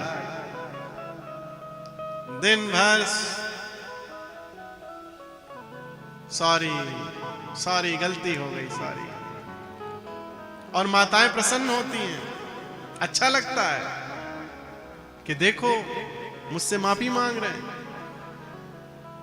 तो और 2-4 बार कहलवाती हैं, मैंने सुना नहीं ठीक से। तो पति फिर पैर पकड़ लेता है, अरे मेरी मां सॉरी सॉरी। हम तो कभी कभी कहते हैं हाथ उठाओ किसने किसने अपने पत्नियों के पैर पकड़े हैं। यहां नहीं कहेंगे, लेकिन कह देते हैं तो कुछ लोग उठा देते हैं कि गुरुजी हम इस काम में विजयी हैं हमने काम किया है। धन्य है वो पतिव्रता नारी जो पतियों की सेवा में लगी है, जो अपने पति के नित्य चरण का स्पर्श करके अपनी मांग पर लगा करके मांगती है कि आप हमेशा हमें सौभाग्य दीजिए, आप हमारे ऊपर आशीर्वाद दीजिए कि हमारा जीवन सुखमय रहे। तो प्रायश्चित आवश्यक है, सॉरी बोलने से सॉरी नहीं होता है। ये सिर्फ शब्द दो जो है ये मुंह से कहे जाते हैं। क्षमा ये सिर्फ शब्द है, भाव आए क्षमा कीजिए, हमसे त्रुटि हो गई, हमसे अपराध हो गया, हमें ग्लानि है इस बात की, लेकिन हम यहां से नहीं, हम यहां से मांगते हैं। इसलिए जब यहां से मांगते हैं तो बार बार गलती करते हैं। जिस दिन हम यहां से मांग लेंगे फिर हमसे त्रुटि नहीं, हमसे कुछ भी गलत नहीं हो। तो हम यहां से मांगना प्रारंभ करें। पश्चाताप किया है, सदगुरुदेव ब्राह्मण देवता ने कहा तुमने जो ये पश्चाताप कर लिया, पहले तो इसी ने सारे पापों को धो दिया, अब और कुछ करने की आवश्यकता नहीं है।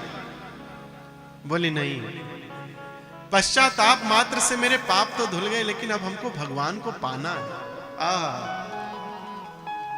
कोई एक आध दो ही हम अपने जीवन का अनुभव कह रहे हैं। हमारा इतना जीवन बीत गया सत्संग में, लगभग 20 वर्ष से तो कथा सत्संग में हम लगे हैं। इस अवस्था कथा की बीतने में हमको मुख्य 2-3 लोग ही ऐसे जीवन में आए हैं जिन्होंने कहा कि हमको भगवान कैसे मिलेंगे, हमको वो बात बताइए, हमको वो भक्ति बताइए जिससे कि हम भगवान के हो सके। नहीं तो लाखों लोग हमसे मिल चुके, हजारों लोग हमारे पास तक आ चुके, फिर भी कभी किसी के मन में ये नहीं आया कि अब हमको भगवान चाहिए। भगवान को कोई चाहता ही नहीं। जो भगवान से सब कुछ चाहते हो उसी भगवान को नहीं चाहते हो, तो सोचो तुमने कितनी बड़ी मूर्खता कर दी। अरे जिस भगवान से सब कुछ चाहते हो उसको चाहने लग जाओ तो सब कुछ भी मिल जाएगा और वो भी मिल जाएगा, वो सब कुछ भी मिल जाएगा और वो भी मिल जाएगा। इसलिए चाह तुम्हारी भगवान की होनी चाहिए। और जब तुम भगवान के हो जाओगे तो कौन सी ऐसी चाह है जो भगवान तुम्हारी पूरी नहीं करेगा। अरे हम प्रसन्न हो जाते हैं तो कह देते हैं खूब आशीर्वाद भैया, खूब सुखी रहो, खूब आनंद हो। हम प्रसन्न हो जाते हैं तो हम तो तुच्छ हैं, छोटे से हैं। सोचो जब भगवान की सेवा करोगे और भगवान के बन जाओगे तो भगवान तुम्हारे कैसे नहीं बन जाएंगे। तो पश्चाताप हुआ है। फिर कहा नहीं, हमको अब कथा सुननी है। श्रवणम कीर्तनम संभोर मन्नम चा महत्तरम त्रयम साधन मुक्तम चा विद्यते वेद सम्मतम। हमने सुना है आपसे कि कथा श्रवण करने से, कथा का मनन करने से सद्गति मिलती है, इसलिए अब हमको कथा श्रवण कराइए। कथा श्रवणतः संभोर मननाच ततो हृदय निधि ध्यासनतश्चैव चित्त शुद्धिर्भवत्यलम्। कथा का श्रवण और श्रवण के बाद जा करके उसका मनन। आप लोग कथा सुनते हो, सुनकर जाने के बाद इसको मनन करो कि आज जो हमने कथा में सुना उसमें क्या हमारे जीवन में दोष बना रहा है, क्या हमारे जीवन में ऐसा आ जाए जिससे उस कथा में सुन करके वो हम अपने जीवन में अब प्रारंभ कर दें, हम अपनी दिनचर्या में ले आ दें, या हम अपने जीवन में ऐसा व्यवहार बना दें कि हमारे भगवान हमसे प्रसन्न होने लग जाए। एक बात और बताएं, ये संसार तुमसे कुछ नहीं चाहता है। क्या चाहता है? भोजन मिल जाए, वस्त्र बढ़िया मिल जाए, जहां हमको जो धन की आवश्यकता वो धन मिल जाए, हमारा काम बन गया। प्रेम शब्द मात्र रह गया है, प्रेम कोई चाहता नहीं। पति पत्नी का नहीं चाहते, पत्नी पति का नहीं चाहती, पिता पुत्र से नहीं चाहता, पुत्र पिता से नहीं चाहता। सब कोई सिर्फ एक व्यवस्था चाहते हैं कि हमारी ये व्यवस्थाएं हैं, तुम उसको पूर्ण करो। प्रेम कौन चाहता है? और अगर चाहता है तो हम हर कथाओं में कहते हैं आज तुम भी करके देख लेना। आज से लेकर 2-3 दिन तक माताएं अपने पति से कहना कि अब आज से, अपने बच्चों से भी कहना कि आज से अब हम आपको खूब प्रेम करेंगे। बस ना रोटी बनाएंगे, ना घर का कोई काम करेंगे, ना हम कुछ जानते हैं, हम सिर्फ आपको प्रेम करेंगे। पति देवता 2-4 घंटे तो भले तुम्हारे साथ प्रेम व्यवहार स्वीकार कर ले, 2-4 घंटे बाद 1 दिन 2 दिन बीत जाए, लेकिन तीसरे दिन कहेंगे भैया ये प्रेम ओम से कुछ होने वाला नहीं है, रोटी पानी बनाओ जिससे ये पेट भरेगा, उसी से प्रेम भी बनेगा, नहीं तो प्रेम भी बनने वाला नहीं है। अरे पति लोग भी कहें हम तुमसे बड़ा प्रेम करते हैं और घर का कोई सामान ना ले आए, सिर्फ ये कहें हम बस प्रेम करेंगे, तो आपका भी धन्य धन्य हो जाएगा। बस करो हम तुमसे बहुत प्रेम कर लिए, अब आटा चावल दाल ले आओ जिससे कि रोटी बने। तो तुम्हारा प्रेम तुम्हारे बच्चों को भी नहीं चाहिए, उनको भी पकवान चाहिए, उनकी सेवाएं चाहिए, उनकी व्यवस्थाएं चाहिए। तो संसार तुमसे क्या चाहता है? सिर्फ अपना स्वार्थ सिद्ध करना चाहता है, अपनी व्यवस्थाओं को चाहता है, अपने मन की तृप्ति, शरीर की तृप्ति के लिए भोग चाहता है। तो प्रेम किसी के काम का नहीं है। और भगवान तुमसे क्या चाहते हैं? सिर्फ प्रेम चाहते हैं। देखो, एक तुम्हारे प्रेम के लिए प्रतीक्षा कर रहा है कि कब तुम्हारा प्रेम हमको मिल जाए, और एक संसार है जो तुम्हारे प्रेम की परवाह नहीं करता, वो तिरस्कार करता है। फिर भी हम उस प्रेम को परिवार में, समाज में, इस संबंध में बांटते हैं, भगवान को नहीं देते हैं। अरे इस प्रेम को सिर्फ भगवान को दे दो, बाकी सब कुछ संसार में दो।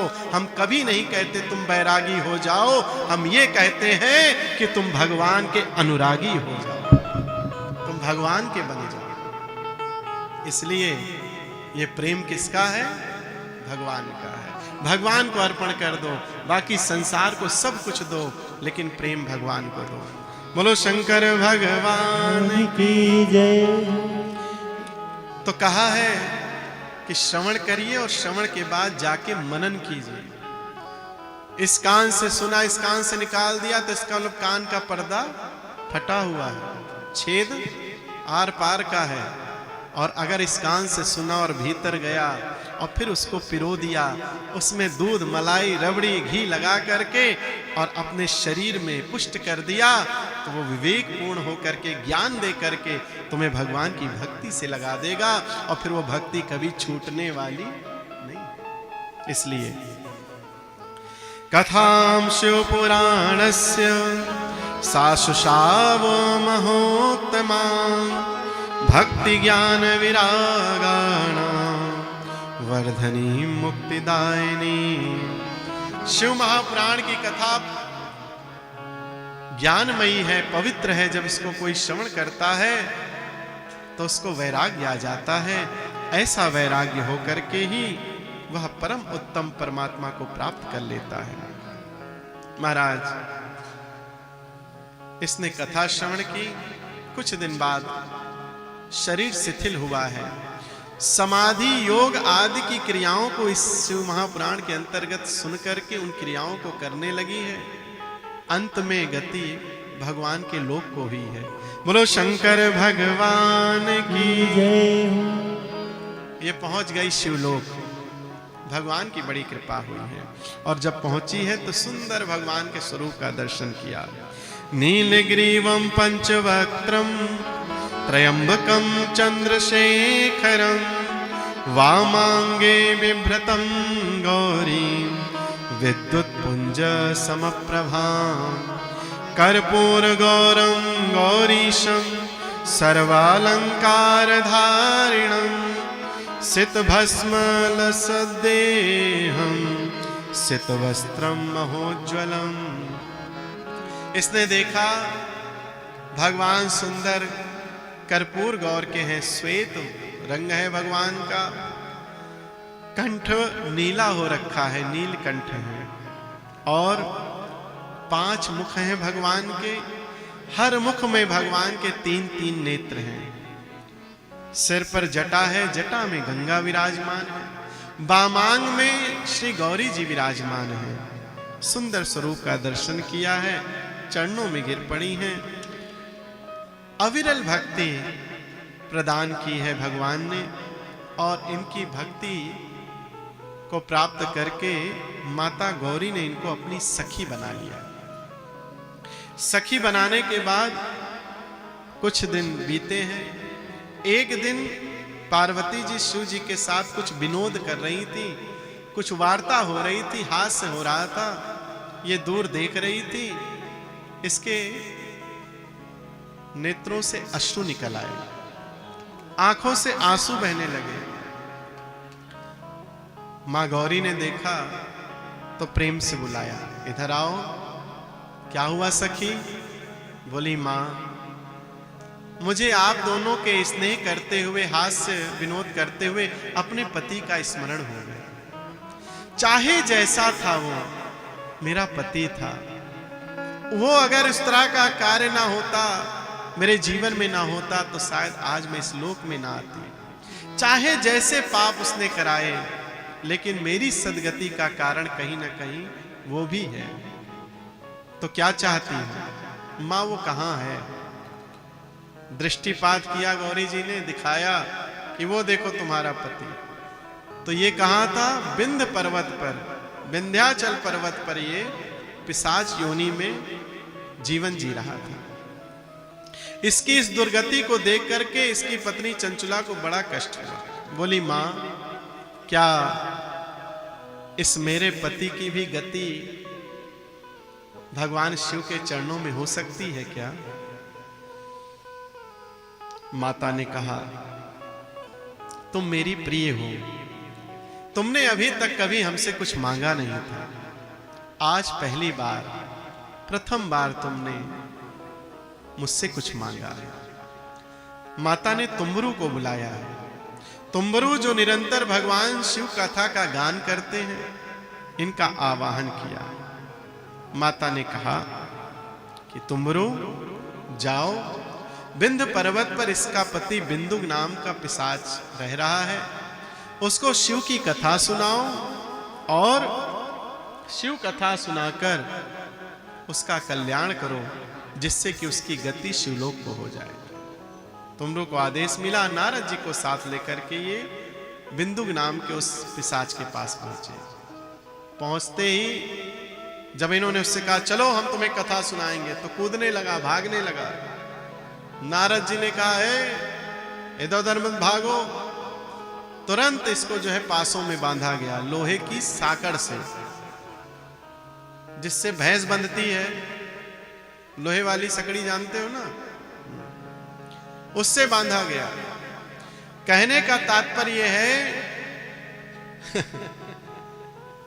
कि जो पिशाच रूपी लोग हैं, जो कथा नहीं सुनने आते हैं, उनको अगर जरूरत पड़े तो सकड़े में बांध करके लाना चाहिए कि चलो हम तुम्हारा पिशाच जो भीतर भरा है इसको भगवाते हैं।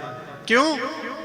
क्योंकि कथा ऐसे ही सुनाई ही जाती है। भला हमने अपने मन से कुछ नहीं कहा। और सुनिए, इस 9 दिन में, आज के बाद 8 दिन जो शेष बचेंगे, हम कुछ भी एक शब्द जो भी कहेंगे वो प्रमाणित हमारे इस धर्म ग्रंथ से कहेंगे। सुनिए, बला जग्रह तम पाशै पिशाचम चाति भीकरम तुम्बुरुषे शवस्त कीर्ते गायकश्च महाबली।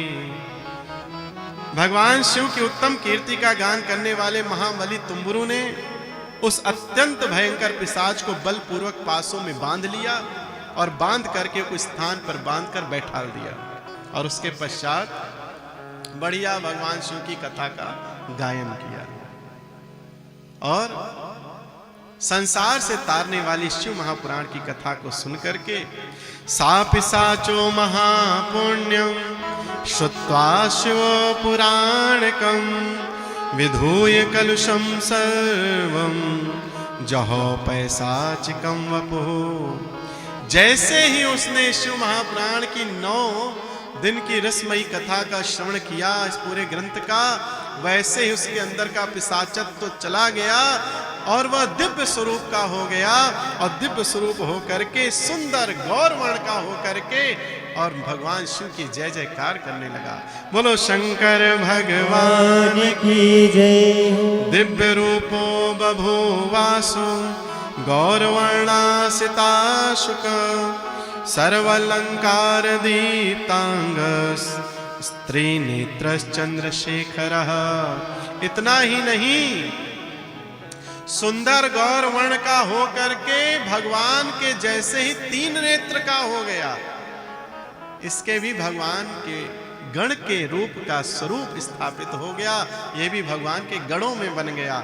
बोलो शंकर भगवान की जय हो। इस प्रकार से उस महापापी बिंदु को भी भगवान के शिवलोक की प्राप्ति हुई।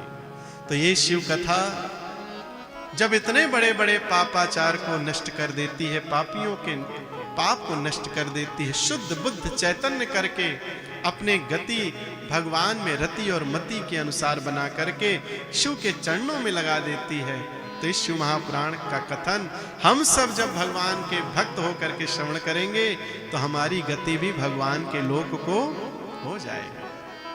बोलो शंकर भगवान की जय हो। कुछ इसके नियम हैं, कुछ नियम हम वैसे बता देते हैं क्योंकि समय अधिक हो रहा है। कल फिर हम पुनः जब आगे चर्चा करेंगे तो कुछ विषय उस समय कह देंगे। कुछ नियम इसलिए धारण कर लीजिए कि अब आज ही नियम समझ लेंगे। नियम तो बहुत है इसमें, लेकिन कुछ नियम जो आवश्यक है। पुरुष भाई लोग, अब 9 दिन तक कथा हो रही है तो प्रयास करें कि दाढ़ी बाल नाखून नहीं काटेंगे, ठीक है। जिन्होंने कलश उठाया है उनके यहां तो विशेष करके उनके परिवार को कुछ नियम जरूर धारण करने हैं। कर ले तो अच्छा है, नहीं करेंगे तो जैसे 100 नंबर में से 90 मिलेगा, 80 मिल जाएगा, मिलेगा नंबर कटेगा बस। ऐसा नहीं है कि सारा सफा चट्ट हो जाएगा। मतलब 100 नंबर का पेपर है तो 10-10 नंबर सब में बांट दो तो उसमें से 10-20 नंबर कम हो जाएगा। तो एक तो अब दाढ़ी बाल नाखून नहीं कटेगा, माताओं को भी नाखून नहीं काटने हैं, और 9 दिन तक लहसुन प्याज मांस मदिरा कढ़ी मसूर की दाल बैगन गाजर मूली, ठीक है, ये नहीं खाना है, ठीक है। खाली 9 दिन तक। 9 दिन के बाद प्याज लहसुन जीवन भर मत खाओ तो अच्छा है, मांस मदिरा जीवन भर न खाओ तो अच्छा है, लेकिन इस 9 दिन का नियम। दूसरा, ये तो खाने पीने का हो गया, किसी से ईर्ष्या नहीं करनी है। बहुत मुश्किल है ना, बहुत कठिन है कि हमारी ईर्ष्या किसी से ना हो।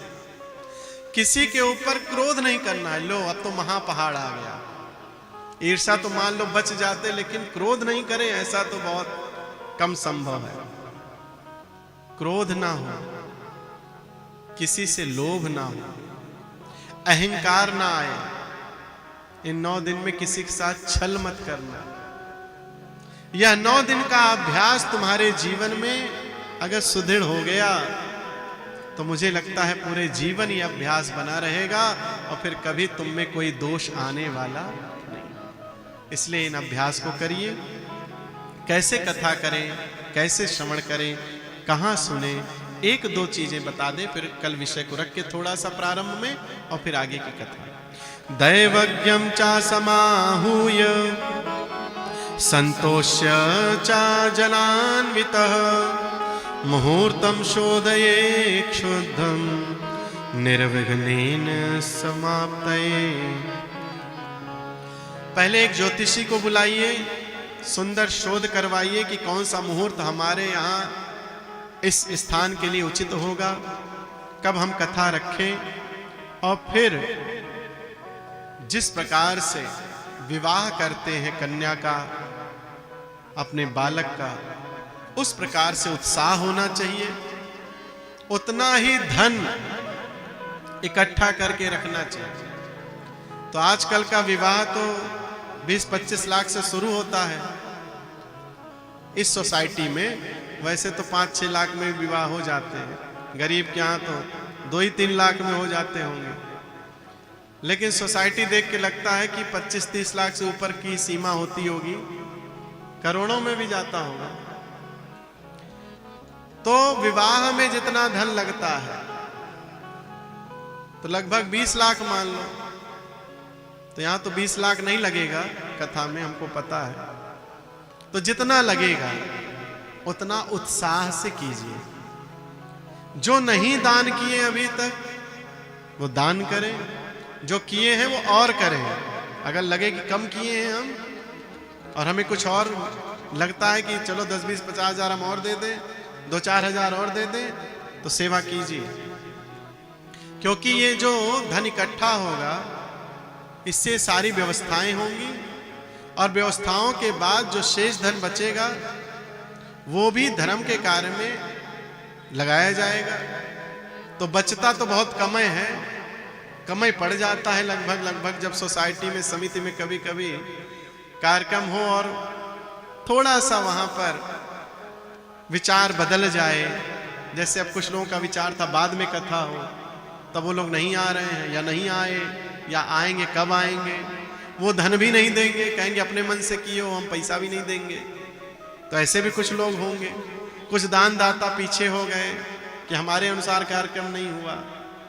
तो ये सब चीजें थोड़ा बहुत सोसाइटी में, समिति में चलती रहती हैं। अच्छा, हम इसीलिए जल्दी हम समिति का कार्यक्रम नहीं लेते, उसमें पता ही नहीं चलता है कि हमको भोजन कौन देगा। प्रधान कहता है हमारी जिम्मेदारी नहीं है, कोषाध्यक्ष कहता है हमारे पास पैसा नहीं है बाबा जी, बाकी लोग कहते हैं हमसे कोई मतलब ही नहीं है। मतलब अरे हम बता रहे हैं आज के दिन की सॉरी नहीं, हमारे यहाँ तो सब माफ है, सब हृदय से माफ है।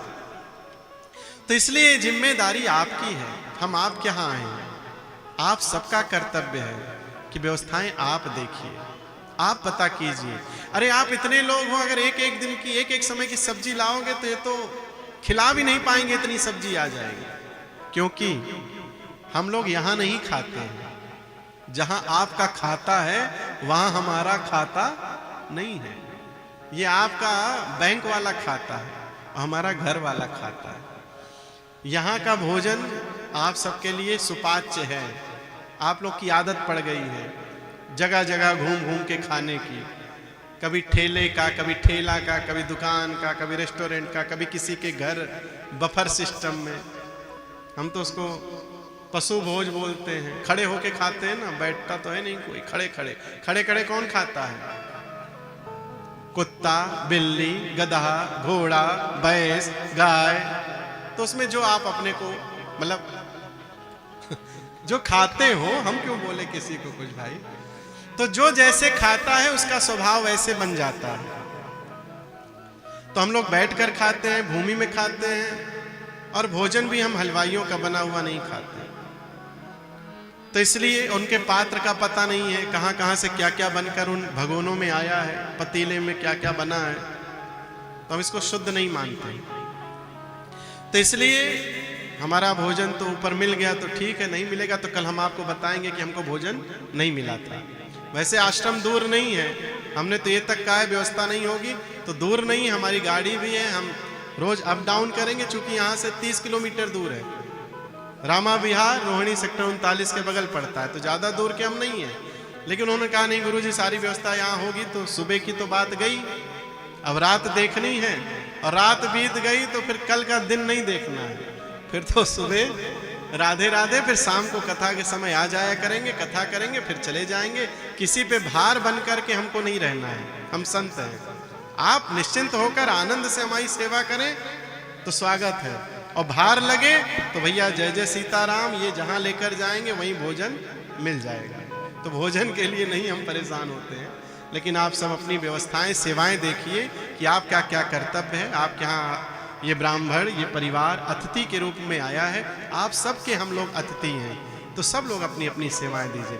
कोई दूध ले आए, कोई दही ले आए। एक गांव में हम कथा करने गए, रीवा कंदैला में ही गए थे, और वहां जो है लोगों के पास सच में जो कार्यक्रम कराने वाले थे उनके पास व्यवस्थाएं नहीं थी। किसी तरह थोड़ा बहुत धन इकट्ठा करके गुरुजी को आमंत्रित कर लिया। अब हम लोग एक दिन बीता तो माठा भात, मतलब मट्ठा और चावल, शाम को पता लगा जो है रसेदार लौकी और फिर रोटी। तो मतलब हम लोग को समझ में नहीं आ रहा था, क्योंकि अच्छा वो व्यवस्थापक के पास धन नहीं था। तो दूसरे दिन मंच से बस इतना ही हुआ कि भैया किसी के यहाँ लौकी निकलती हो, सीताफल निकलता हो, मटर निकलती हो, चना निकलता हो, दूध बनता हो, दही निकलता हो तो पहुंचा दिया करो। अब दूसरे दिन से इतने आने लगे, इतना पदार्थ और इतना सब कुछ आने लगा कि हम ही 10-12 लोग के लिए नहीं, वो 20-25 जो कार्यक्रम कराने वाले थे वो भी उसी में खाते पीते थे। कहते गुरुजी ये बढ़िया महात्मा आए, हमको भी खाने को मिल रहा है और खुद भी खा रहे हैं। तो इसलिए जो है अब यहाँ तो सोसाइटी है मान लो, तो आप सब लोग बस इतना कीजिए कि व्यवस्थाओं को संभालिए। अच्छी व्यवस्थाएं हैं, आप लोग धनाढ्य हैं, तो कम से कम इतना तो हो कि यहाँ से हम लोग जो है, जो हमारे कलाकार हैं, ब्राह्मण हैं, सब कम से कम सुबह शाम के समय में अपना जो नित्य का भोजन प्रसादी है वो समय से मिल जाए और पूरी मिल जाए।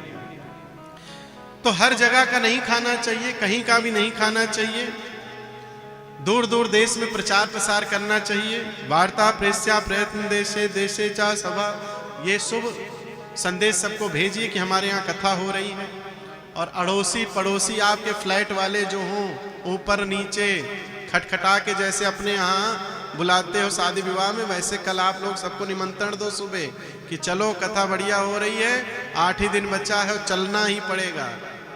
अभी माताओं को वो खेलना होता है ना, क्या आजकल चलता है इन लोग का गेम, हाँ बम्बोला डम्बोला रमी पमी पता नहीं क्या क्या माताएं खेलती। तो उसके लिए इनको 8, 10, 15 इकट्ठा करना हो तो सब आ जाएंगी, और जब कथा में आना होगा तो अकेले अकेले दिखाई देंगे। गलत बात। कल सबको सूचना कीजिए, अड़ोसी पड़ोसी ऊपर नीचे दाएं बाएं जो रहता हो, आपसे जुड़ा हो नहीं जुड़ा हो, आपका मित्र हो नहीं हो, एक बार आप जाके बोलिए कि भाई कथा में चलना है, गुरुजी ने बोला है। क्या कहोगे? हाँ, सीखोगे तभी तो बोलोगे जाके, कथा में चलना है गुरुजी ने। हाँ, अब समिति को छोड़ दो, कार्यक्रम छोड़ दो, अब हम बुला रहे हैं इसलिए सब लोग आ जाओ। बोलो शंकर भगवान की जय हो। कहाँ कहाँ कथा हो सकती है?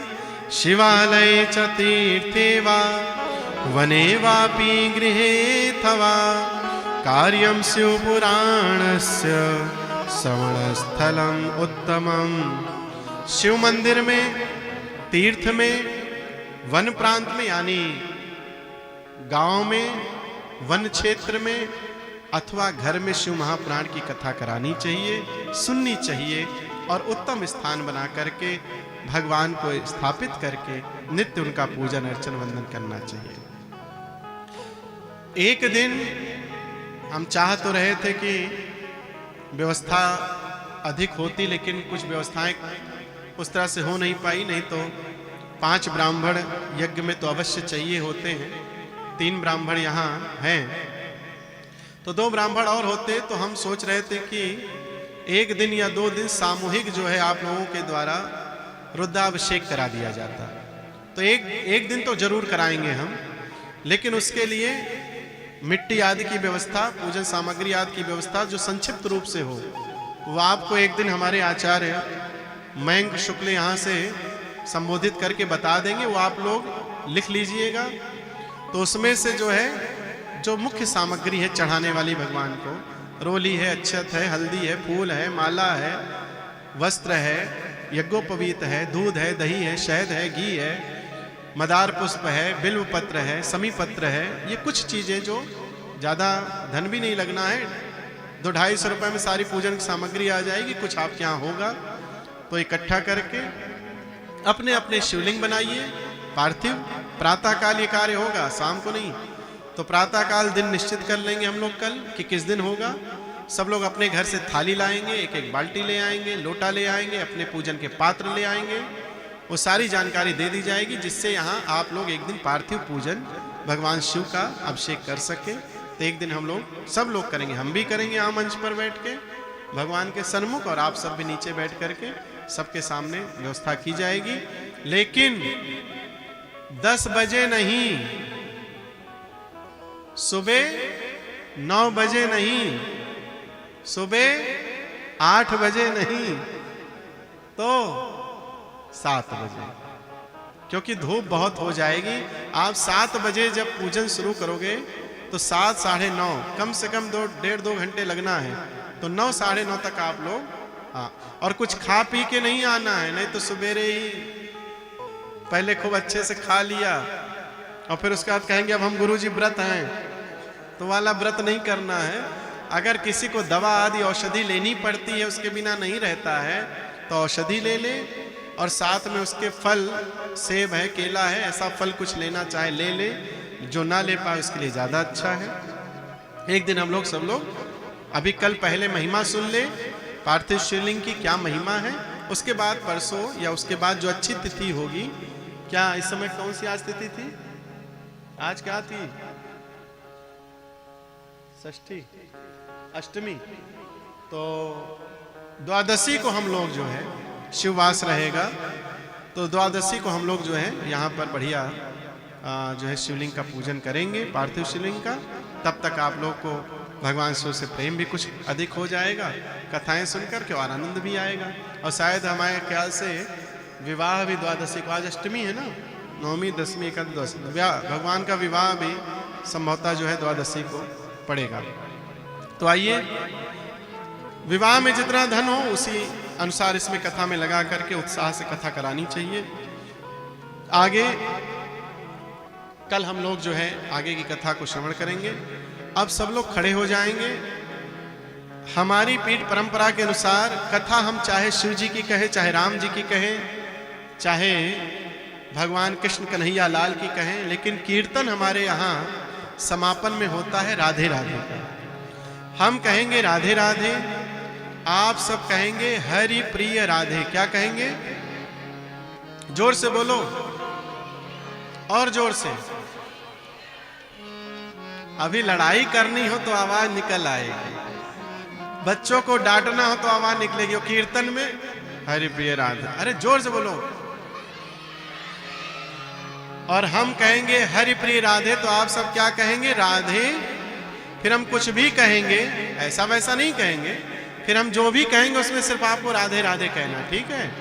आज पहले दिन की क्लास। और एक चीज और, यह सर्व सिद्ध कीर्तन है। यह 9 दिन के बाद आपके जीवन भर आप भूलोगे नहीं और इसी में डोलते रहोगे। इसलिए आइए प्यार से राधे राधे, हरि प्रिय राधे, हरि प्रिय राधे, राधे राधे, हरि प्रिय राधे, राधे राधे, हरि प्रिय राधे। कल साउंड सही करो। अगर 2 मॉनिटर यहाँ हमारे अलग से नहीं आए, इनके अलग से नहीं आए, और माइक का ये सब सही नहीं हुआ, तो बस कल तक की छूट है आपको। हाँ, नहीं तो ये मशीन भी रखवा लेंगे और पैसा भी नहीं देंगे। हम बाबा जी उल्टे हैं। हाँ, ठीक है ना? हाँ, इतने सुरक्षा वाले हैं, बाहर ले नहीं जा पाओगे कोई सामान। हाँ, गार्ड बहुत है यहाँ, है ना? कैमरे भी लगे हैं। हाँ, ठीक है, कल सही करो। आज तो चल गया लेकिन कल नहीं। राधे राधे, हरि प्रिय राधे, राधे राधे, हरि प्रिय राधे, हरि प्रिय राधे, राधे राधे, हरि प्रिय राधे, राधे राधे, राधे राधे, हरि प्रिय राधे, राधे राधे, हरि प्रिय राधे, राधे राधे, हरि प्रिय राधे, राधे राधे,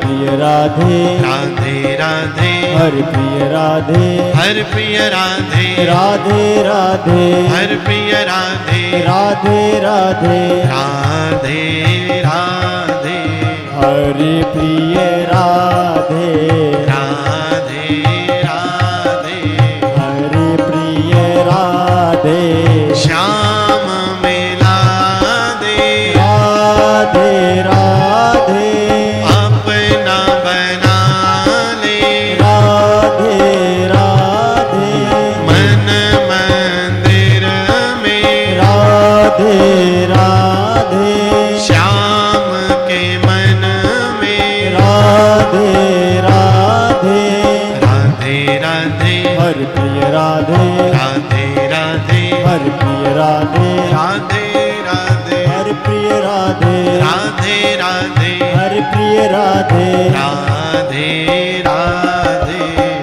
हरि प्रिय राधे राधे राधे हरि प्रिय राधे राधे राधे हरि प्रिय राधे राधे राधे हरि प्रिय राधे राधे राधे हरि प्रिय राधे राधे राधे हरि प्रिय राधे हर प्रिय राधे राधे राधे हर प्रिय राधे राधे राधे पावन सबका प्राण होवे सबका प्राण होवे विश्व का कल्याण होवे विश्व का कल्याण होवे पावन सबका प्राण होवे पावन सबका प्राण होवे विश्व का कल्याण होवे विश्व का कल्याण होवे राधे राधे हरि प्रिय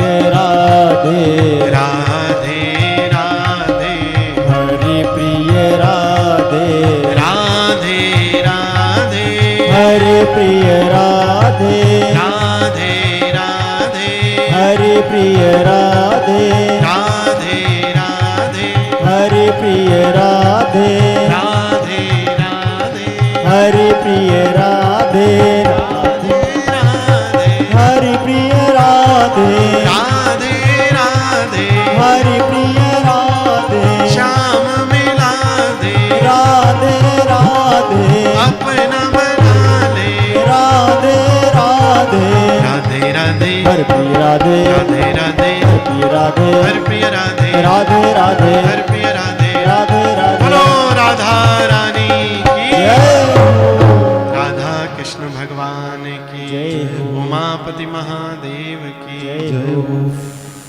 तीर्थराज प्रयाग की जय हो। वेणी माधव भगवान की जय हो। गंगा यमुना सरस्वती मैया की जय हो। नमः पार्वती पतये हर हर